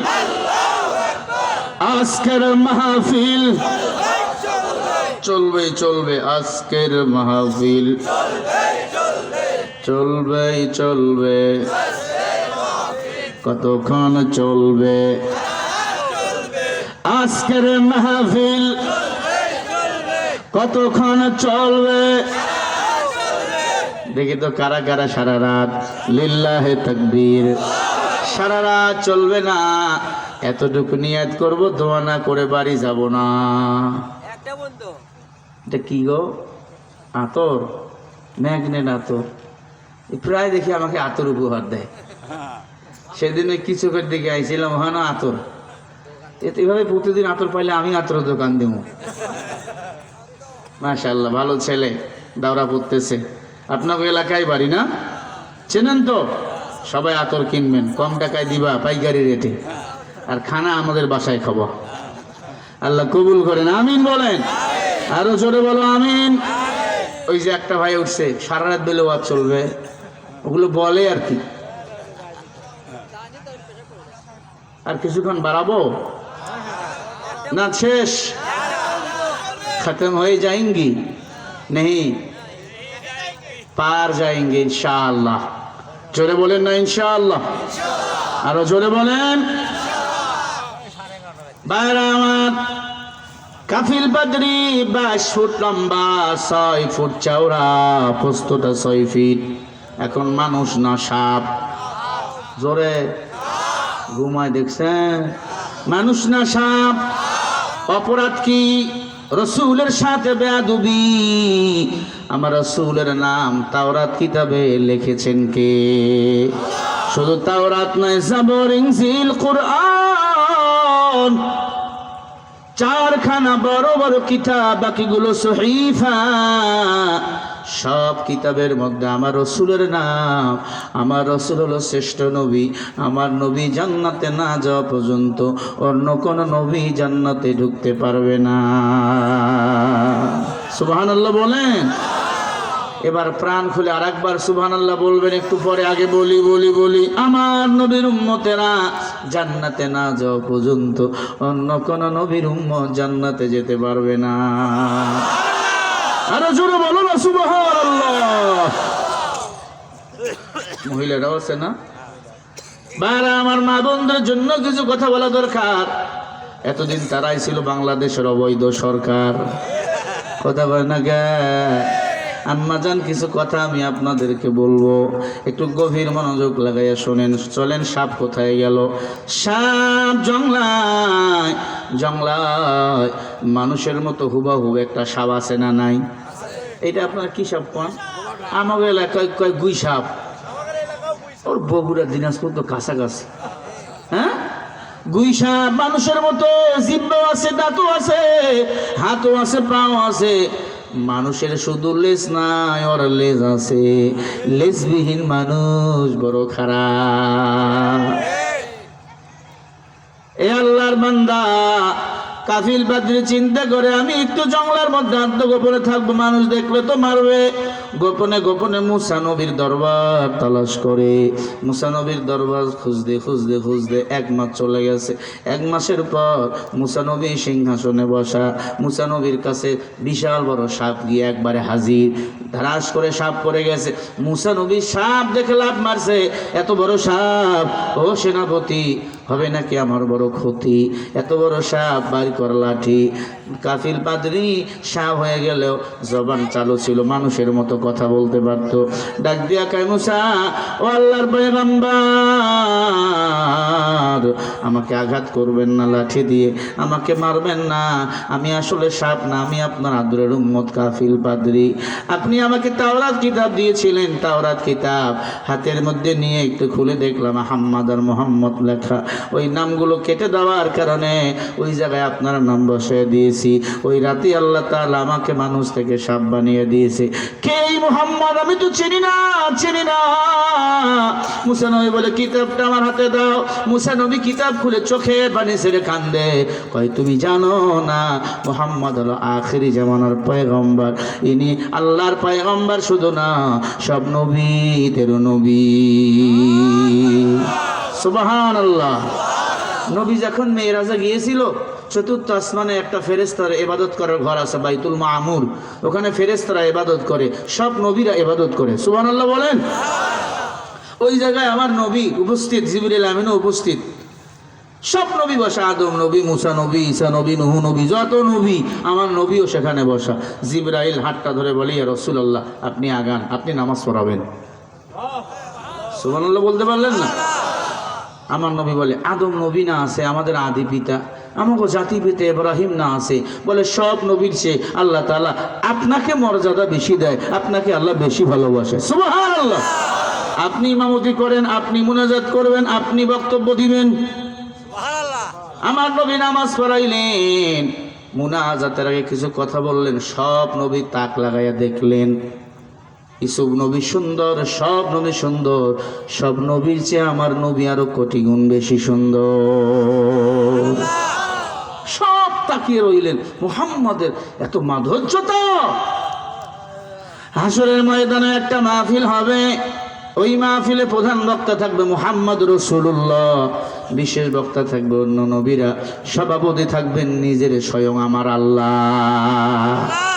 ওই দিন আল্লাহ সরাসরি বান্দাদের সাথে দেখা করবেন। সুবহানাল্লাহ বলেন। আল্লাহ সর্বপ্রথম সালাম দিয়া শুরু করবেন, সালাম। এজন্য সালাম যে মানুষকে দিবে আল্লাহ তাআলা তার জন্য জান্নাতে একটা চেয়ার বরাদ্দ করছে। আরো জোরে বলেন। হযরত আলী আবু বকরকে প্রতিদিন দেখে সালাম দিত। কি দিত? সালাম। হঠাৎ একদিন সালাম দেয়নি, আবু বকর মাইন্ড করছে, কি আবার আলী আমারে সালাম দিত, সালাম দিল না কেন? মুহাম্মদ রাসূলুল্লাহর কাছে বিচার। আল্লাহর হাবিব ডাক দিয়া, আলী, আবু বকরকে তুমি প্রতিদিন সালাম দিতা, আজকে সালাম দাও নাই কেন? ও আলী, আমি জানতে চাই। হযরত আলী বলে, ইয়া রাসূলুল্লাহ, ঘুমের মধ্যে দেখি আমি জান্নাতে চলে গেছি, জান্নাতের ভিতর দেখি একটা চেয়ার,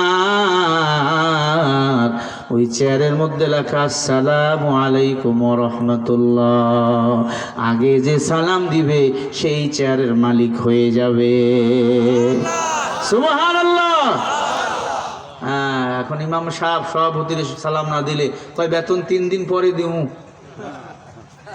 খালি হুজুর সালাম দিব, আপনি সালাম দিতে পারেন না? আছে না এমন মানুষ? তো হুজুরটা বেয়াদব, সালাম দেয় না, ভাব হয়ে গেছে, টাকা পয়সা বেশি তো। ভাই আপনি সালাম দিলে অসুবিধা কোথায় ভাই? আগে সালাম দিলে নেকি কম না বেশি? বেশি। সালামের প্রচলিত করবেন, ঘরের স্ত্রীকে সালাম দিবেন। সালাম দেন আপনারা? সালাম দেন স্ত্রীরে? স্ত্রী সালাম দিবেন, মুসাফা করবেন, গুনাহ মাফ হয়ে যাবে। স্ত্রীর রাগ ভাঙাবেন, কপালে চুমা দিবেন, গালে চুমা দিবেন, ঠোঁটে চুমা দিবেন। স্ত্রীকে বুকের সাথে জড়ায় ধরবেন, আল্লাহ ছোট ছোট সগীরা গুনাহগুলো মাফ করে দিবে। স্ত্রীকে আজকে বাড়ি গিয়ে সালাম দিবেন। বুড়া যারা আসো এই কাম করিও না, বুড়িগুলো তো ডং, শীতের রাত্রি। বউরে সালাম দিবেন, সালাম সালাম সালাম। সালাম হলো জান্নাতি মানুষদের। সালাম যারা বেশি দিবে তারা জান্নাতে যাবে। সুবহানাল্লাহ। এই যুবক, সালাম দিবা তো? জায়গায় সালাম দেয় না, ও জায়গায় সালাম দেয়। আসসালামু আলাইকুম বিয়ান সাহেব, আছে না নাই? বিয়ান দিয়ে সালাম দেয়, বউরে সালাম দেয় না, তোর কপাল পোড়া। বউরে সালাম দিবেন, বউরা কিন্তু খুশি, মেয়েরা হুজুর জাগা মতো ওয়াজ লাগাইছি। মেয়েদের সালাম দিবেন, মেয়েদের হাত ধরে মুসাফা করবেন, মাঝে মাঝে স্ত্রীর হাতে চুমা খাবেন, আল্লাহ ভালোবাসবেন, স্ত্রীর সাথে খোঁজ গল্প করবেন, নফল নামাজ পড়লে যে সওয়াব, সেই সওয়াব আল্লাহ মোল্লামায় দিয়া দিবেন। হুন্না লিবাসুল লাকুম আনতুম লিবাসুল লাহুন্না। স্বামী স্ত্রীর জন্য পোশাক, পুরুষ ও স্ত্রী স্বামীর জন্য পোশাক, স্বামী ও স্ত্রীর জন্য পোশাক। দুইজনে এক ল্যাপের ভিতর ঘুমাবেন, এক বালিশে ঘুমাবেন, এক গ্লাসে পানি খাবেন। এক মহিলা কয়, হুজুর এক গ্লাসে আমি পানি খামো না, ওই যে বিড়ি খায়, ওর মুখ খালি পাঠা ছাগলের মতো গন্ধায়। আছে না নাই? জোরে বলেন, জোরে কো। অনেক কপাল ভরা তো বিড়ি, দুধ বিক্রি করে বিড়ি খায় টয়লেটে গিয়া। টিনের টয়লেট তো খালি ধোঁয়া বাইর হয়। ছেলেপেলে খায় পানি নিয়ে টয়লেটে আগুন লাগছে, পানি দেবো। টয়লেটে দরজা টান দিয়ে ঘুমাও, খাইতেছে মজার খান। মশালাও রেডি করে রাখছে। কি মশালা? কয় পায়খানার গন্ধ, বিড়ির গন্ধ, ধোঁয়ার গন্ধ সমান, মাঝখানে বিড়ি খামু ফাও। এমন চালাক বাঙালি বলো আছে না না? ও মুসলমান গো, কোরআন হাদিসের দলিল ছাড়া দুনিয়াতে কোনো কিছু চলবে না, চলবে না। সুদ ঘুষ হারাম, ধূমপান করাও মুসলমানের জন্য হারাম। আল্লাহ তোমার দুইটা ঠোঁট দিয়েছে, জিহ্বা দিয়েছে, এই ঠোঁট দিয়া জিকির করবেন কার? সবাই বলেন আল্লাহ। এখানে আছেন যতক্ষণ ততক্ষণ আল্লাহর প্রিয় বান্দারা, কষ্ট হয় নাকি? একটু আওয়াজ দেন না, নারাই তাকবীর। কৃষ্ণের ভাইরা ঘুমায় গেছেন মনে হচ্ছে, লিল্লাহি তাকবীর। মাশাআল্লাহ। না কই আও থাক, ওখানেই থাক। গরম ধরছে, শীতের দিন, ওই সুসুম ভাঙলে চলে যাবো রাগ কইরা। এরা নবীর উম্মত, পর্দার আলের মা। অনেক স্বামী আছে স্ত্রীর কথা শোনে না, কামাই করে ডানে বামে খরচ করে। একটা আমল শিখিয়ে দেবো, তোমার স্বামী তোমার বন্ধুর মতো হয়ে যাবে। অনেক বুড়া আছে কয়, হুজুর একটু ওয়াজ করেন, আমার স্ত্রী আমার লগে ঘুমায় না, অনেক দিন হইলো একা একা আমি ঘুমাই, আমি গোয়াল ঘরে ঘুমাই, বুড়ি তো নাতনির লাগে ঘুমায়, কি করব? এমন একটা আমল শিখিয়ে দেব, কালকে থেকে বুড়ি তোমার সাথে ঘুমাবে ইনশাআল্লাহ। ওয়ানুনাজ্জিলু মিনাল কুরআনি মা হুয়া শিফা। এই কোরআন হলো মহা ঔষধ, যেই রোগে লাগাবেন সেই রোগকে ভালো করবে। ঠিক না? ঠিক বলেন। এখন কোরআন বাদ দিয়েছি, কোরআন বাদ দিয়েছি, কবিরাজের কাছে দৌড়ায়, গণেকের কাছে দৌড়ায়, হাত দেখায় গণেক রে, আমার হাত দেখো তো কি হয়েছে। গণেক কয়, সাবধান, আপনার অবস্থা খুব খারাপ।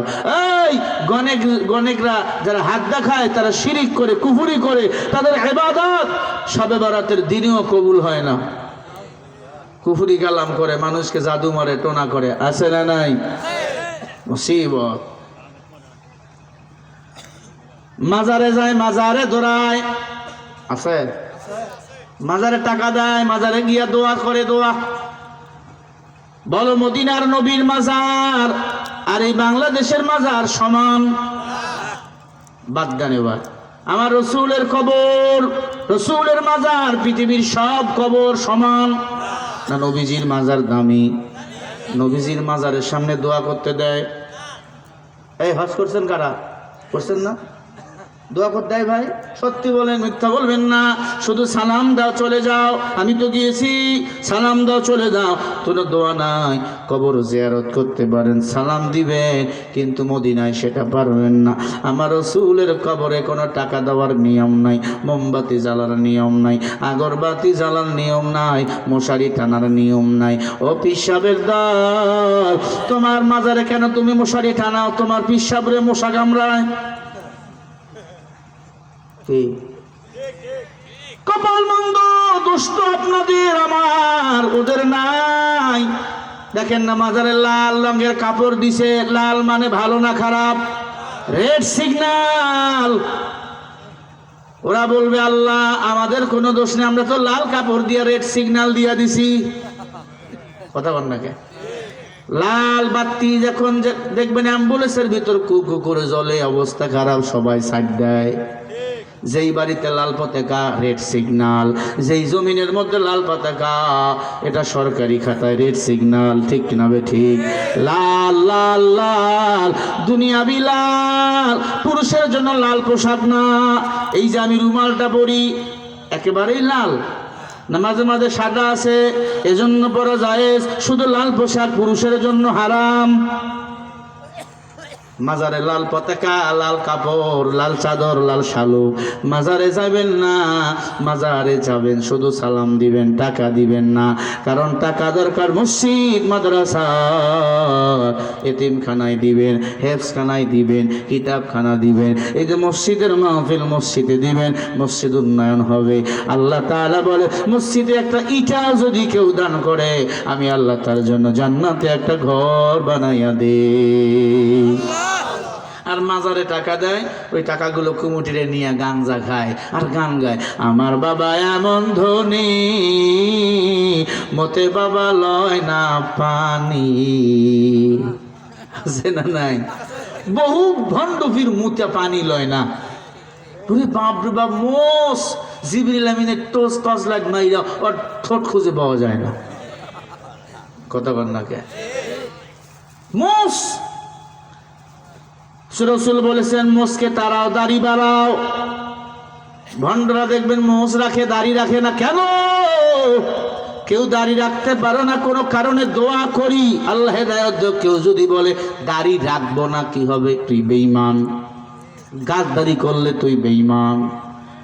ও মুসলমান, গুজিয়ার মানুষ, কথায় কথায় অনেক কথা বলে ফেললাম। বেয়াদবি হলে ক্ষমা করে দিবেন বাবা।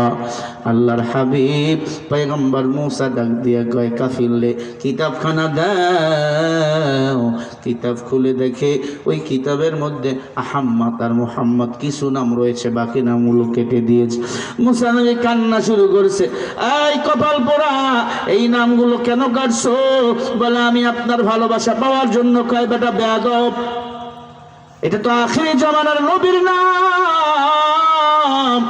যেই নাম আল্লাহ নিজেই এই কিতাবের মধ্যে ঢুকিয়ে দিয়েছেন। কাফিল বলে, ও নবী আমি তো জানতাম না, আমি চিনতাম না। যে যারে চেনে সে তারে মানে, যে যারে চেনে না সে তারে মানে না। কি বলেন? হ্যাঁ, বাগেরহাট গেছি মাহফিলে, মঞ্চে উঠার আগে প্রস্রাব পায়খানা ব্রাশ ট্রাশ করবো, এক বুড়া আমার ধাক্কা দিয়ে কয় বেটা সর। বুড়া আমার ধাক্কা দিয়ে কয় বেটা সর। কই যাইবে? কয় টয়লেট যাবো। আমি সিরিয়ালে, আমার কয় সর। অত আমার চেনে না। আমি যখন ওয়াজে উঠতেছি, বুড়া জিভ ভাই কামড় দিয়ে বইয়ে রয়েছে, এই হুজুরেই নামার পরে হাত ধরছে, আব্বা মাফ করে। বলো আপনি তো আমার চিনতেন না, এখন ধাক্কা দিবেন? কয় না, আপনি তো বক্তা, প্রধান বক্তা, এতক্ষণ ধাক্কাইছে, আমি তো চিনতাম না। কি ঠিক কিনা? যে যারে চেনে না সে তারে মানে না, যে যারে চেনে মানার মতো মানে। ঠিক কিনা? আপনারা আমাকে চেনেন। হুজুর এক সময় ইমাম ছিল, এই যে আসছেন, মোহাব্বতে মৌমাছির মতো বসে গেছেন। সারা রাত যদি বয়ান হয়, আমার মনে হয় আপনারা শুনবেন। ও নবীরা আসে, কাফিল বাদরি ডাক দিয়া বলে, পয়গম্বর আমার তো ভুল হয়েছে, আমি তো এখন সাপ হইয়া কি থাকা যায়? আপনি আল্লাহর নবী, তিনিও আল্লাহর নবী, আপনি একটু দোয়া করেন আল্লাহ যেন আমাকে মানুষ সাপ থেকে মানুষ বানিয়ে দেয়। মুসা নবী তুর পাহাড়ে চলে গেল। মুসা নবী আল্লাহর সাথে কথা বলতো কোন পাহাড়ে গিয়া? জোরে কর না। তুর পাহাড়ে গিয়া কথা বলতো। তুর পাহাড়ে গিয়া মুসা নবী বলে, আল্লাহ কাফিরদের ক্ষমা করে দাও। আল্লাহ বলে, সাবধান, সে আমার মুহাম্মদ রাসূলুল্লাহর নাম কেটেছে, সে আমার রাসূলের সাথে বেয়াদবি করেছে। আমি আল্লাহ তারে ক্ষমা করলে হবে না, আমার হাবিব যদি ক্ষমা করে না দেয়। এ ভাই সাবধান, আপনি কারো কাছে বাকি খরচ করেছেন, বাকিতে কোনো কিছু করছেন, কারো সাথে বেয়াদবি করেছেন, তার কাছে ক্ষমা নিবেন, সে যদি ক্ষমা করে না দেয় আল্লাহ ক্ষমা করবে। তুমি যদি আল্লাহর হক নষ্ট করো আল্লাহ মাফ করে দিবে। আল্লাহ পাক দয়ালু, দাতা। কিন্তু কারো সাথে বেয়াদবি করছেন, উনি যদি মাফ করে না দেয় আল্লাহ মাফ করবে। এটা মাথায় রাখবেন। ভাই সমস্যা নেই, কতক্ষণ বলবো? সময় আছে নাকি নির্ধারণ?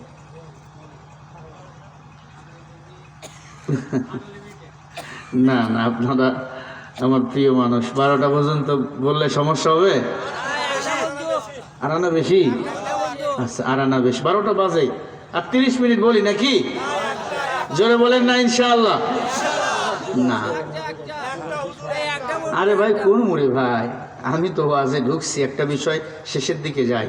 প্রবাসী ভাইরা অনেক কষ্ট, সেদিনও বিষ্ণুপুরে আসছিলাম, প্রবাসীরা অনেক টাকা দিয়েছে, ওখানে প্রবাসীদের কথা বলছিলাম। ভাইরা আমার, কাফিল পাদ্রী অপেক্ষমান মুসা নবীকে আল্লাহ বলে, ও পয়গম্বর মুহাম্মদ রাসূলুল্লাহ সাল্লাল্লাহু আলাইহি ওয়াসাল্লাম যদি তাকে ক্ষমা করে না দেয় আমি আল্লাহ ক্ষমা করব না। যেহেতু আপনি আল্লাহর নবী, আপনি আমার কাছে দোয়া করছেন, আমি আল্লাহ তার হায়াত বাড়াইয়া দিলাম। আমার নবী পৃথিবীতে আসা পর্যন্ত, আমার নবীর হায়াত পর্যন্ত, বলেন সুবহানাল্লাহ, আমি তার হায়াত বাড়াইয়া দিলাম। এটা কি কম পাওয়া? কত হাজার বছর হায়াত পাইল। মুসা নবী ডাক দিয়ে বলে, ও কাফির, আল্লাহ তাআলা আমার দোয়া কবুল করে নাই, তবে এতটুকু কবুল করছে, আল্লাহ তোমার হায়াত বাড়াইয়া দিছে, তুমি এখন জঙ্গলায় গিয়ে আত্মগোপন করো। কাফিল পাদ্রী জঙ্গলায় গেল। আমি কেমনে বুঝবো? কয় মুহাম্মদ নবী যেদিন পৃথিবীতে আসবে পুরা জগৎ সমূহ আলোকিত হয়ে যাবে, সাপ কাউরে খাবে না, বাঘ হরিণে খাবে না, হরিণ বাঘ এক জায়গায় বসে বসে তারা আল্লাহর জিকির করবে। কাফিল পাদ্রী জঙ্গলায় আত্মগোপন করলেন। আত্মগোপন করার পর ওই জায়গায় বহমান অনেক বছর পর হঠাৎ করে দেখে পুরা জঙ্গলায় মুহাম্মাদের নামে আওয়াজ, বুলবুলিরা আমার রাসূলের নামে গান গায়। তলাআল বাদরু আলাইনা মিলসানে ইয়াতিল ওয়াদা ওয়াজাবা শুকরু আলাইনা মাদা লিল্লাহি দা। আল্লাহু আকবার। মুসলমান ইমানদার,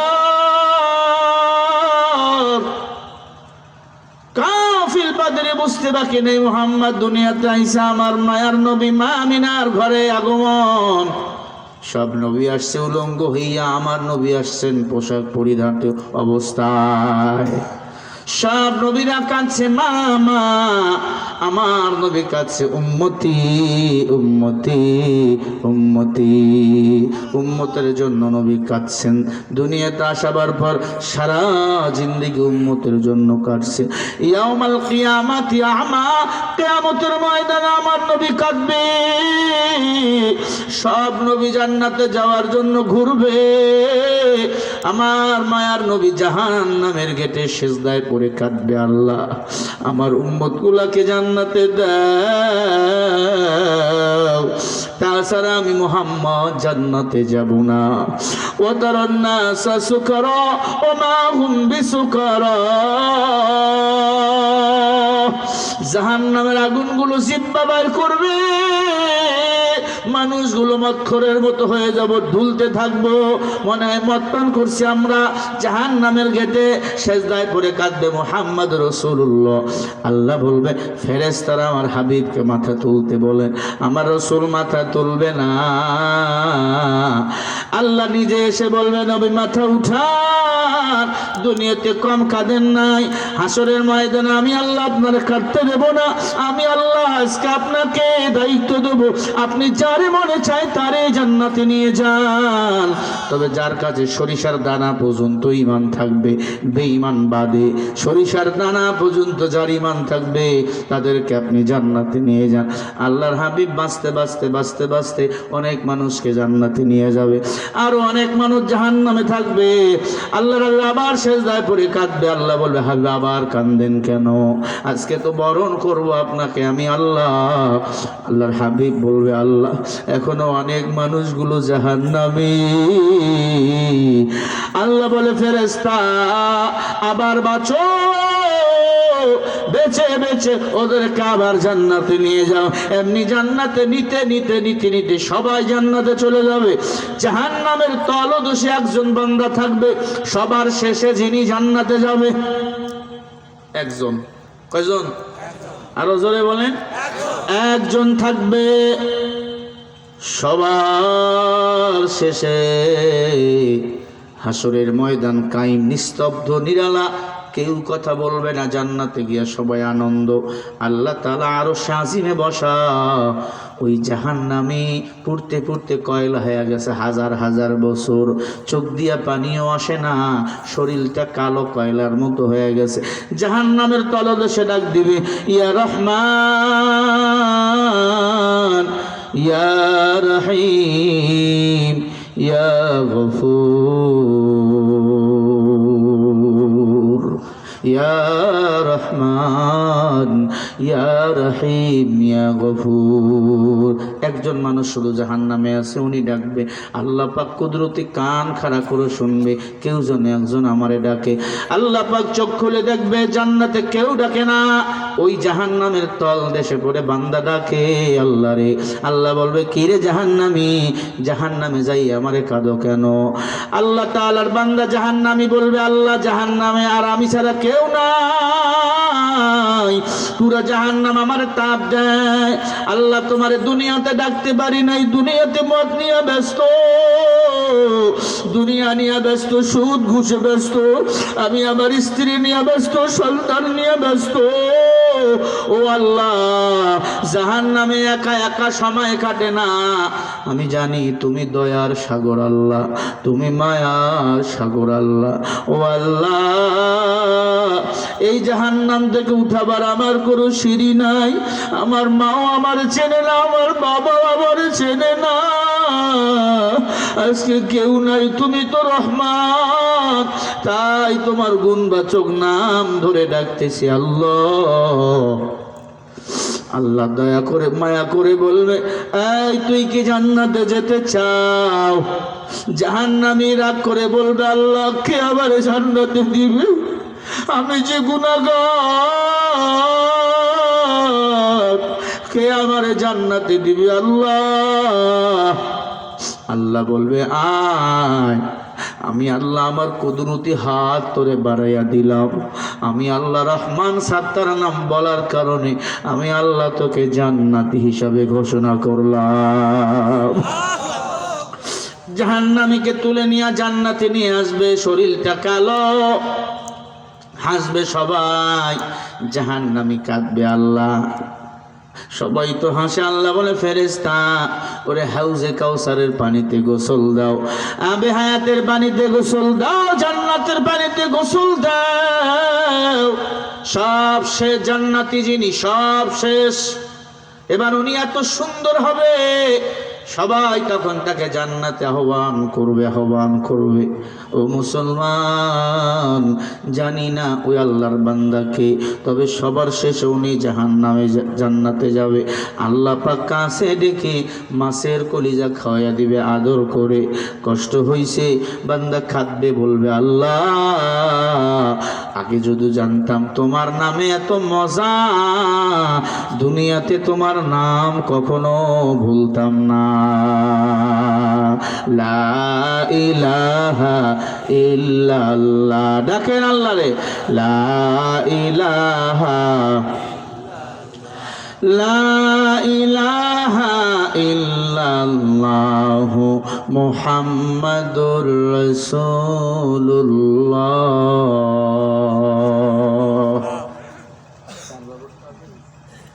ভাইরা আমার একটু খেয়াল করে কথাগুলো শুনবেন।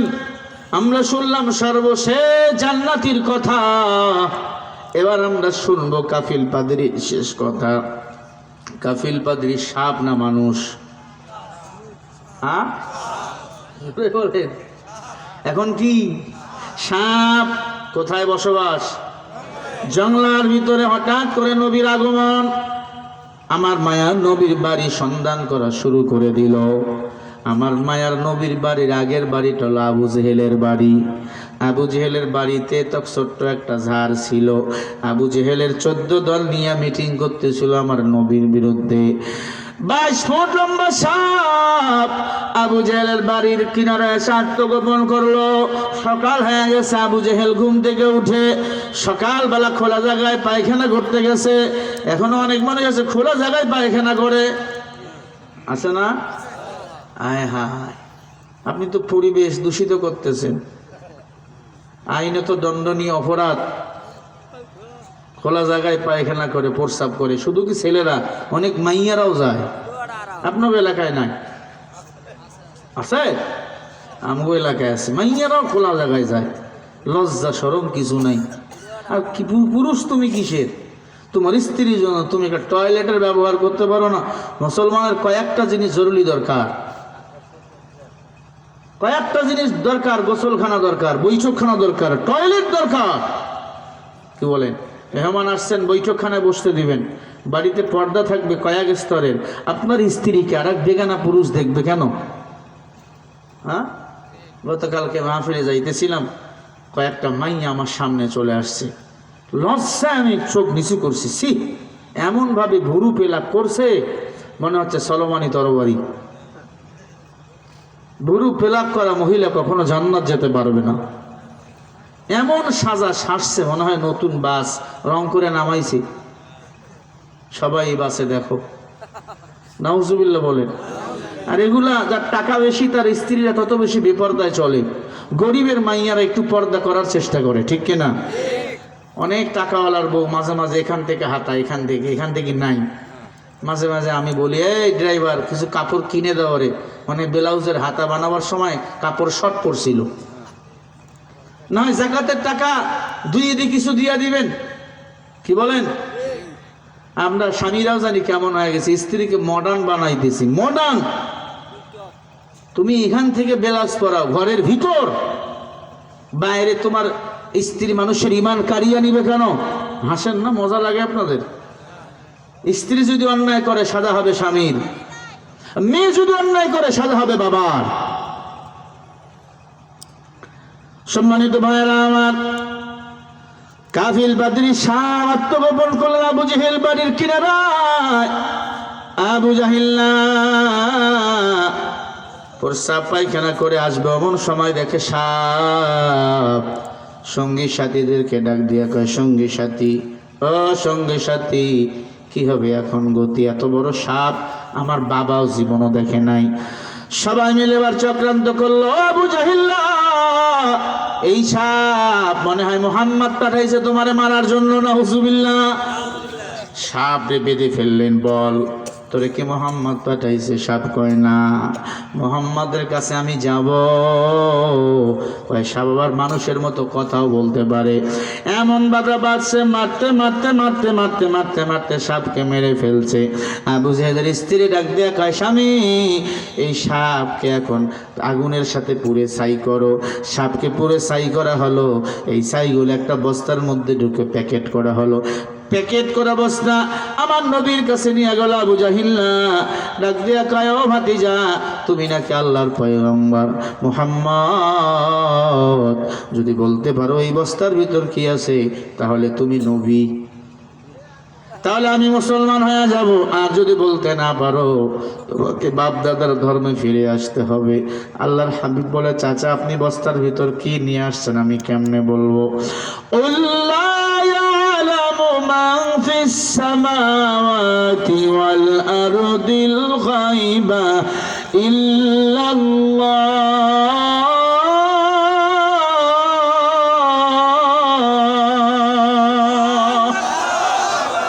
আল্লাহ বলে, নবী আসমান জমিনের কোনো বাসিন্দা গায়েবের খবর জানে না, গায়েবের খবর জানি আমি আল্লাহ। বলেন না গায়েব জানে কে? আরো জোরে। কোন ভণ্ড পীর জানে?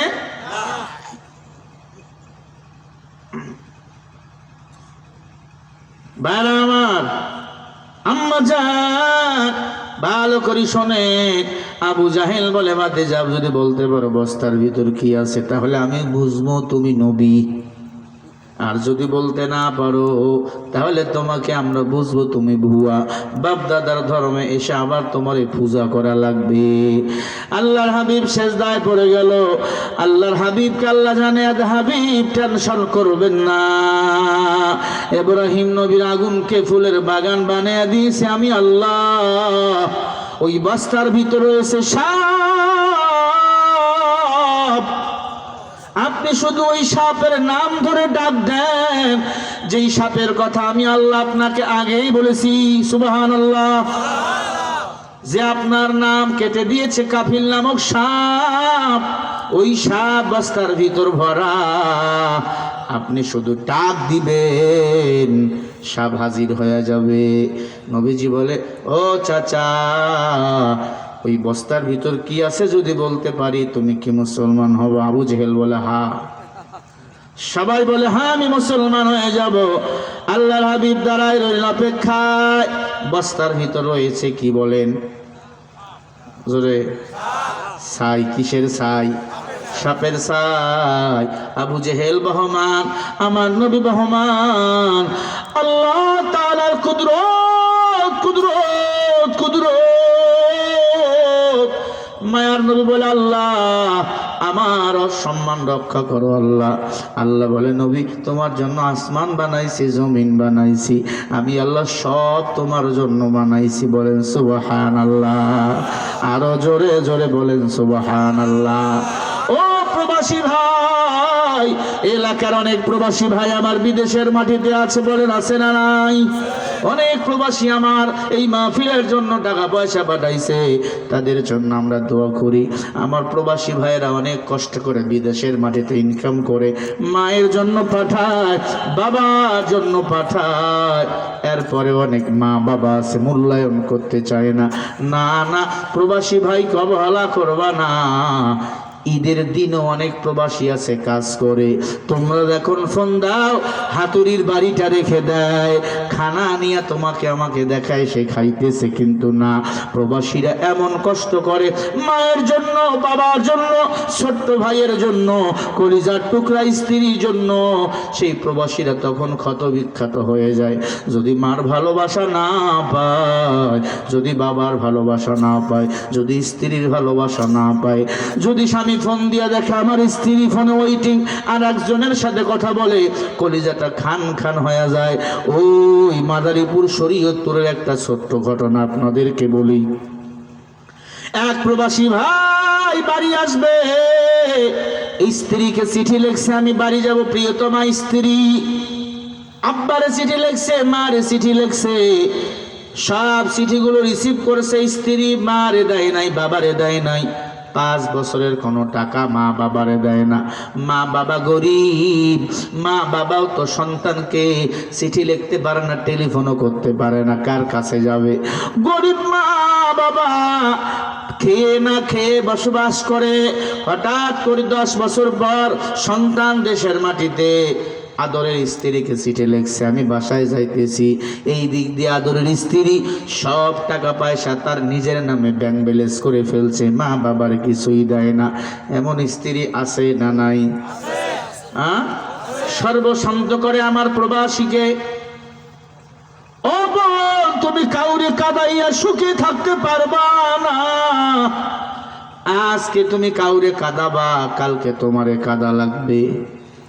কামাতা দিনে তুদান, যেমন কর্ম তেমন ফল ভোগ করা লাগবে।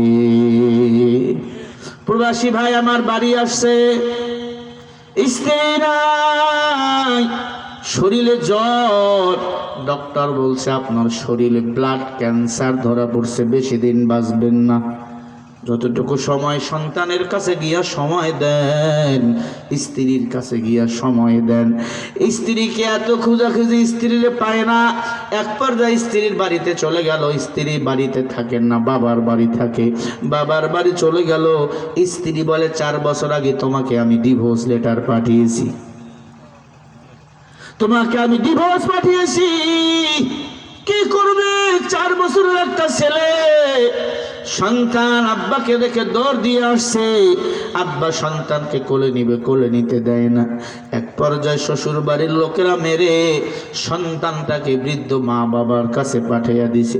10 বছর পরে বৃদ্ধ মা বাবার কাছে সন্তান, মা একটু রাগ করেছিল সন্তানকে কথা বলবো না, কিন্তু সন্তানের করুণ পরিণতি, শরীরটা কেমন হয়ে গেছে। সন্তান যত অন্যায় করুক না কেন, মা বাবা সন্তানকে কখনো ফালায় দেয় না। তুমি সন্তান মা বাবারে ভুলতে পারো, মা সন্তানরে ভুলে না। মা ডাক দিয়ে কয়, সন্তান তোমার কি হয়েছে? বলে, মা আমি সর্বশান্ত, আমার স্ত্রী নাকি আমাকে ডিভোর্স দিয়েছে। মা বলে, আমি তো শুনি নাই। ও সন্তান কি হয়েছে বল। বলে, মা আমারে কিছু টাকা দাও, আমি ডক্টরের কাছে যাব, আমি মনে হয় বাঁচবো না। মা পাবো, টাকা পাবো কই? বলে, আমি না তোমাদের টাকা পাঠাইছি। বলে, সব টাকা তোর বৌমার অ্যাকাউন্টে করছে। আমি মা বাবা টাকা চাইলে আমাদেরকে দূর দূর করে তাড়িয়ে দিত। তোমার যে ছেলেকে আমাদের সাথে মিশতে দেয় না, এমন বৌমা বলেন আছে না নাই? নাতি দাদার সাথে খেলবে, দাদির সাথে খেলবে, এটাই তো তাদের ভালোবাসা, প্রাপ্য, এটাই পাওয়া। এমন বৌমা আছে সন্তানরে দাদা দাদির লগে চলতে দেয় না, কয়েকটা বুড়া। মনে রাখো, তুমি একদিন বুড়া বুড়ি হবা। প্রবাসী সন্তান মাকে বলে, মা অনেক টাকা পাঠাইছি, মা আমার দেওয়ার মতো কিছুই নাই।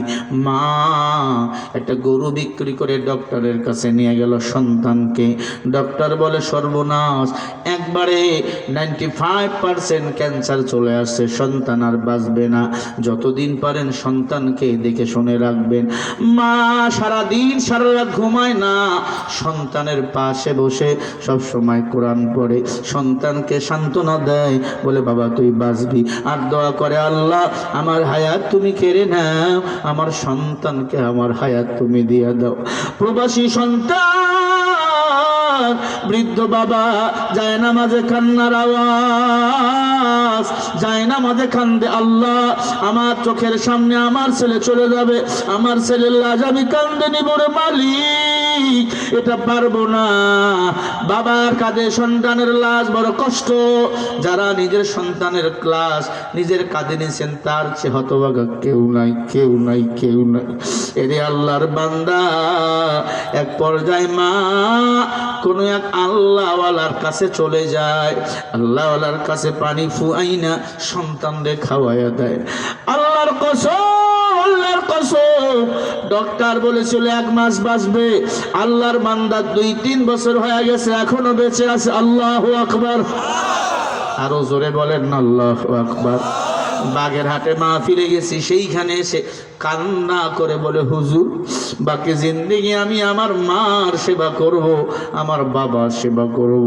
হুজুর আমার এই হায়াত আমার মায়ের জন্য, আমার হায়াত আমার বাবার জন্য।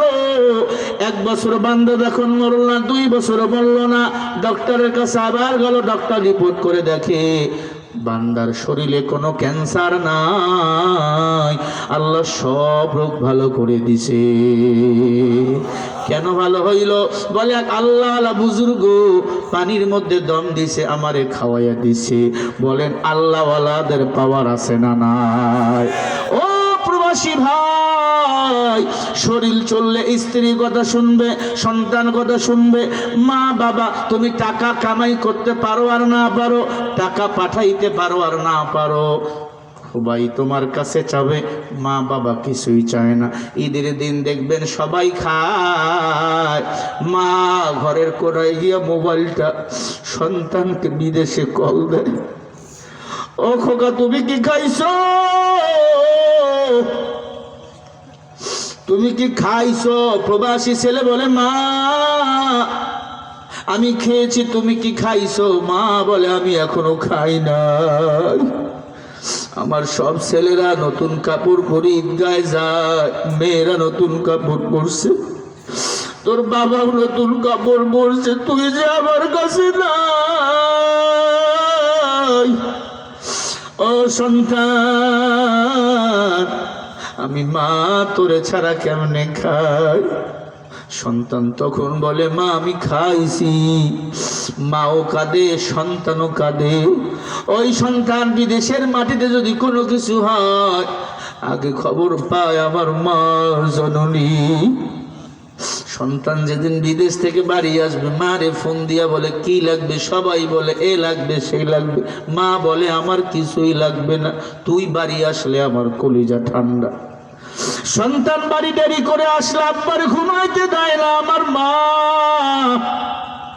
সবাই তো এয়ারপোর্টে গেছে, মা নতুন খাবার বানাইছে ছেলের জন্য, আমার ছেলে আসবে। বাড়িতে গাড়ি ঢুকা মাত্র মা দাঁড়াইয়া গেছে। এক প্রবাসী দেখলাম মা নামাজ পড়তেছে, নামাজের কাছে এসে প্রবাসীটা মাস্ক পরে দাঁড়ায় রইছে। মা সালাম শেষ করে তাকায় রইছে, ছেলেরা তো চেনে না, পুরা মুখ ঢাকা। হঠাৎ করে মাস্ক খুলে দেখে তার ছেলে, মা কান্না শুরু করছে, তুই আমার মুখের মানিক, তুই আমার কলিজার টুকরা ধর। ও প্রবাসী ভাই নিজের খবর রাখবা, আর মা বাবাকে প্রতি সপ্তাহে ফোন দিবা, প্রতিদিন পারলে একবারে ফোন দিবা। আল্লাহর নবী বলে তোমার মা তোমার জান্নাত, তোমার বাবা তোমার জান্নাত। আবু হুরায়রা বলে ইয়া রাসূলুল্লাহ আমি আমার মা বাবার চেহারার দিকে তাকাইলে কি পাবো? আল্লাহর হাবিব বলে কেউ যদি তার মা বাবার চেহারার দিকে নেক নজরে তাকায় একটা কবুল হজের সব আল্লাহ মোল্লামাই দিয়া দেয়। আল্লাহর হাবিব বলে ও আবু হুরায়রা আর কি চা? বলে নবী আমি যদি 100 বার তাকাই, বলে 100টা কবুল হজের সওয়াব পাইবা। আমি যদি 1 লক্ষ বার তাকাই প্রতিদিন, বলে প্রতিদিন যদি 1 লক্ষ বার তাকাও 1 লক্ষ কবুল হজের সওয়াব দান করবেন আমার আল্লাহ। মা বাবারে কষ্ট দিও না, মা বাবা সোনার মক্কা মদিনা। মা বাপ যারা আছো প্রবাসী সন্তানের জন্য দোয়া করবা, তুমি মার জন্য সন্তান অনেক বড় বাঁচা বাঁচবে। প্রবাসীর জীবন সব সময় ঝুঁকি। কুকুররে যেমন আমরা মূল্যায়ন করি, ওই প্রবাসীর মানুষগুলোদের কুকুরদেরকে মূল্যায়ন করে না, সব সময় দৌড়ের উপর রাখে। ওরা রাতকে রাত মনে করে না, দিনকে দিন মনে করে না। সৌদি আরব গেছি হজে, এক প্রবাসী এসে আমার কাছে কান্না, হুজুর আমি অনেক কষ্ট করে জমি বিক্রি করে এসেছি, এখানে অনেক কষ্ট, কুকুরকে যেমন মূল্যায়ন দেয় আমাদের মূল্যায়ন দেয় না। হুজুর বাড়িও যেতে পারি না, বাবা কষ্ট করে পাঠাইছে। বুকের সাথে জড়াই নিয়ে দোয়া করলাম যাও। প্রায় আমারে ফোন দেয়, এই যে বগুড়া জিয়ানগর এলাকায় ধূপসাসিয়া এলাকায় বাড়ি, প্রবাসী এখনো ফোন দিয়ে কান্দে, হুজুর বড় কষ্ট। আমরা বাংলাদেশের মানুষ যত ভালো, বিদেশের মানুষ যত ভালো না। ওরে আল্লাহর বান্দারা, মা বাপ যারা আছেন সন্তানের জন্য প্রাণ খুলে দোয়া করবেন। তোমার সন্তান স্বার্থপর না, তোমার সন্তান পড়ে আছে তুমি মা বাবার জন্য, স্ত্রীর জন্য, সন্তানের জন্য। সন্তান যারা আছো ওই প্রবাসী বাবার কাছে দোয়া নিবা। প্রবাসীরা আমার দেশের গৌরব, তারা আমার দেশের অর্থনীতিকে সচল রাখছে। যে দুর্নীতি শুরু হয়েছিল, যেভাবে ধস নামতেছিল, বাংলাদেশ দেউলিয়া হয়ে যেত, প্রবাসীরা একমাত্র আমার দেশের ওই অর্থনৈতিক চাকাকে সচল করে রাখছে। কথা কোন ঠিক না বে ঠিক? প্রবাসীরা আপনাদের গৌরব। আমি প্রবাসী ভাইদের জন্য দোয়া করব। প্রায় মাহফিলে প্রবাসীরা টাকা দিয়া সহযোগিতা করে, কারণ তারা বাস্তবতা জানে দুনিয়া কিছুই না, এই দুনিয়াটা হলো মুসাফিরখানা।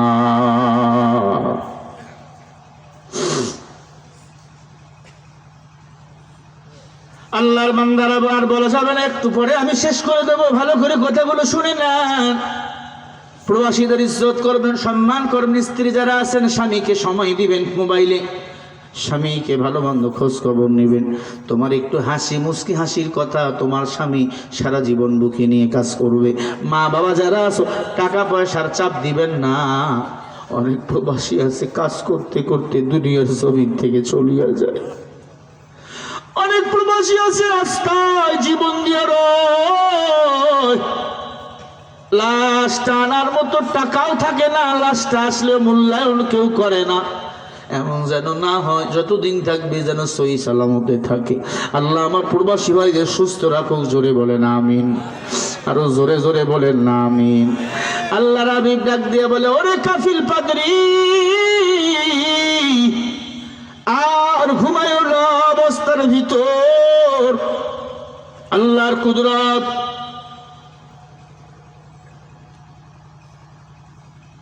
আল্লাহর কুদরত। সাথে সাথে ওই বস্তা ফেটে সাপ বাহির হয়ে গেছে। সুবহানাল্লাহ বলবেন না? সাপ বাহির হইয়া আবু জেহেললে মারছে পিটা। আবু জেহেললে কামড় মারবে, আবু জেহেল দৌড়। আবু জেহেললে তারা কেউ বাঁচায় না। আমার নবীর কাছে এসে দাঁড়াইছে, ভাতিজা আমারে বাঁচাও। ডাক দিয়া বলে, চাচা কি হইছে? সাপ কেন আপনারে তারা মারে? ডাক দিয়া বলে, বাবা এই সাপকে আমি মনে করছিলাম তোমার সাপ, তাই মারছিলাম। আল্লাহ নবী ডাক দিয়া কয়, রে কাফিল, ও আমার চাচা ক্ষমা করে দাও। ও চাচা কালিমা পড়েন। বলে, না তুই জাদুকর। আমার নবী বলে জাদুকর? নবী জাদুকর? হ্যাঁ? আবু জেহেলের কপাল মন্দ। আবু জেহেল পালিয়ে গেল। হয়তো সঙ্গী সাথী আছে, সবাই মুসলমান হয়ে গেল। সাপ ডাক দিয়া কয়, নবী আমারে ক্ষমা করে দেন। বলে, যা, আমি নবী তো ক্ষমা করতে আসছি, কারো উপর রাগ করতে আসি নাই। যা, ক্ষমা করে দিলাম। আল্লাহ তোকে যেন জান্নাতি বানিয়ে দেয়। বলেন আমিন। ও মুসলমান গো, আমরা দোয়া করব যারা আমার দেশের জন্য জীবন দিল, আল্লাহ তাদের যেন জান্নাতি বানায়। বলেন আমিন। আর জোরে বলেন আমিন। এই যে আমার ভাই শরীফ ওসমান হাদি মারা গেল, এ জান্নাতি কিনা বলেন? সবাই বলেন। দেশের জন্য জীবন দিয়েছে, দেশপ্রেম ইমানের অঙ্গ, ইসলামের বীর সৈনিক মারা গেছে। তারা জানা যায় লক্ষ লক্ষ মানুষ হবে, ঠিক না বেঠিক? পুরো ঢাকায় উত্তাপ তোলপাড় হয়ে গেছে। এরে আল্লাহর বান্দা, আমরা সবাই হাদি ভাইয়ের জন্য দোয়া করব, আল্লাহ তাকে যেন জান্নাতের উচ্চ মাকাম দান করে দেয়। জোরে বলেন আমিন। আরো জোরে বলো। কারো জন্য দোয়া করলে এই দোয়া আগে নিজের জন্য কবুল হয়। কি বলেন? আমরা একদিন সাদা কাপড় পরবো, চকলেটের মতো পেঁচাইয়া আমাদেরকেও কবরস্থানে নিয়ে যাবে। হাদি ভাইয়ের লাশ বাংলাদেশে আসবে। আমরা দোয়া করি, হয়তো ইতিহাসের সেরা একটা জানাজা হবে। কি বলেন? ও তো এমপি হওয়ার আগে এমপি সম্মান পেয়ে গেছে, ভিআইপি প্রোটোকল পেয়ে গেছে। ও দুনিয়াতেও সম্মানিত, আখেরাতেও সম্মানিত। সে শাহাদাতের মৃত্যুবরণ করেছে। আমি মনে করি সে জান্নাতি। আল্লাহ বলে, যারা দ্বীনের জন্য, ইসলামের জন্য, দেশের জন্য জীবন দেয় তারা হলো জান্নাতি, জান্নাতি, জান্নাতি। জোরে বলেন সুবহানাল্লাহ। আমার ভাইয়েরা, দোয়া করবো আমরা প্রাণ খুলে, বলেন না ইনশাআল্লাহ। এবং বেগম জি অসুস্থ, একটু একটু করে সুস্থ হচ্ছে। তারেক রহমান সাহেব 25 তারিখে দেশে আসবে। আল্লাহ যেন মা ছেলেকে একসাথে কথা বলায়। আল্লাহু আকবার বলেন, আরো জোরে বলেন। এবং আল্লাহ যেন ম্যাডাম জিয়াকে সুস্থ করে আমাদের মাঝে ফিরিয়ে দেয়। জোরে বলেন না আমিন। আরো জোরে বলেন। আমার ভাইয়েরা, এখন সাপ কাদা মাটির মধ্যে চলে যায়। আল্লাহর হাবিব বলে, কই যাও? বলে আমি কাদা মাটির মধ্যে যাচ্ছি। নবীজি বলে না। নবীজি দোয়া করলেন, আল্লাহ ওই সাবরে মানুষ বানিয়ে দিলেন। শেষ পর্যন্ত নবীজি নাম রাখলেন হারেসা। কি নাম? আরো জোরে। নবীজির সাহাবা ছিল, বাকি জিন্দেগিতে নবীজির খেজমত করেছেন, নাম ছিল হারেসা। আল্লাহু আকবার। নবীর খাদিম ছিল হারেসা। আব্দুল্লাহ ইবনে আব্বাস বলেন, আমি হারেসাকে দেখছি সব সময় নবীর পাশে থেকে, নবীর পাশে দাঁড়াইছে। কেউ আঘাত করতে চাইলে হারেসা আগে নিজে আঘাত নিয়েছে। জোরে বলে আল্লাহু আকবার।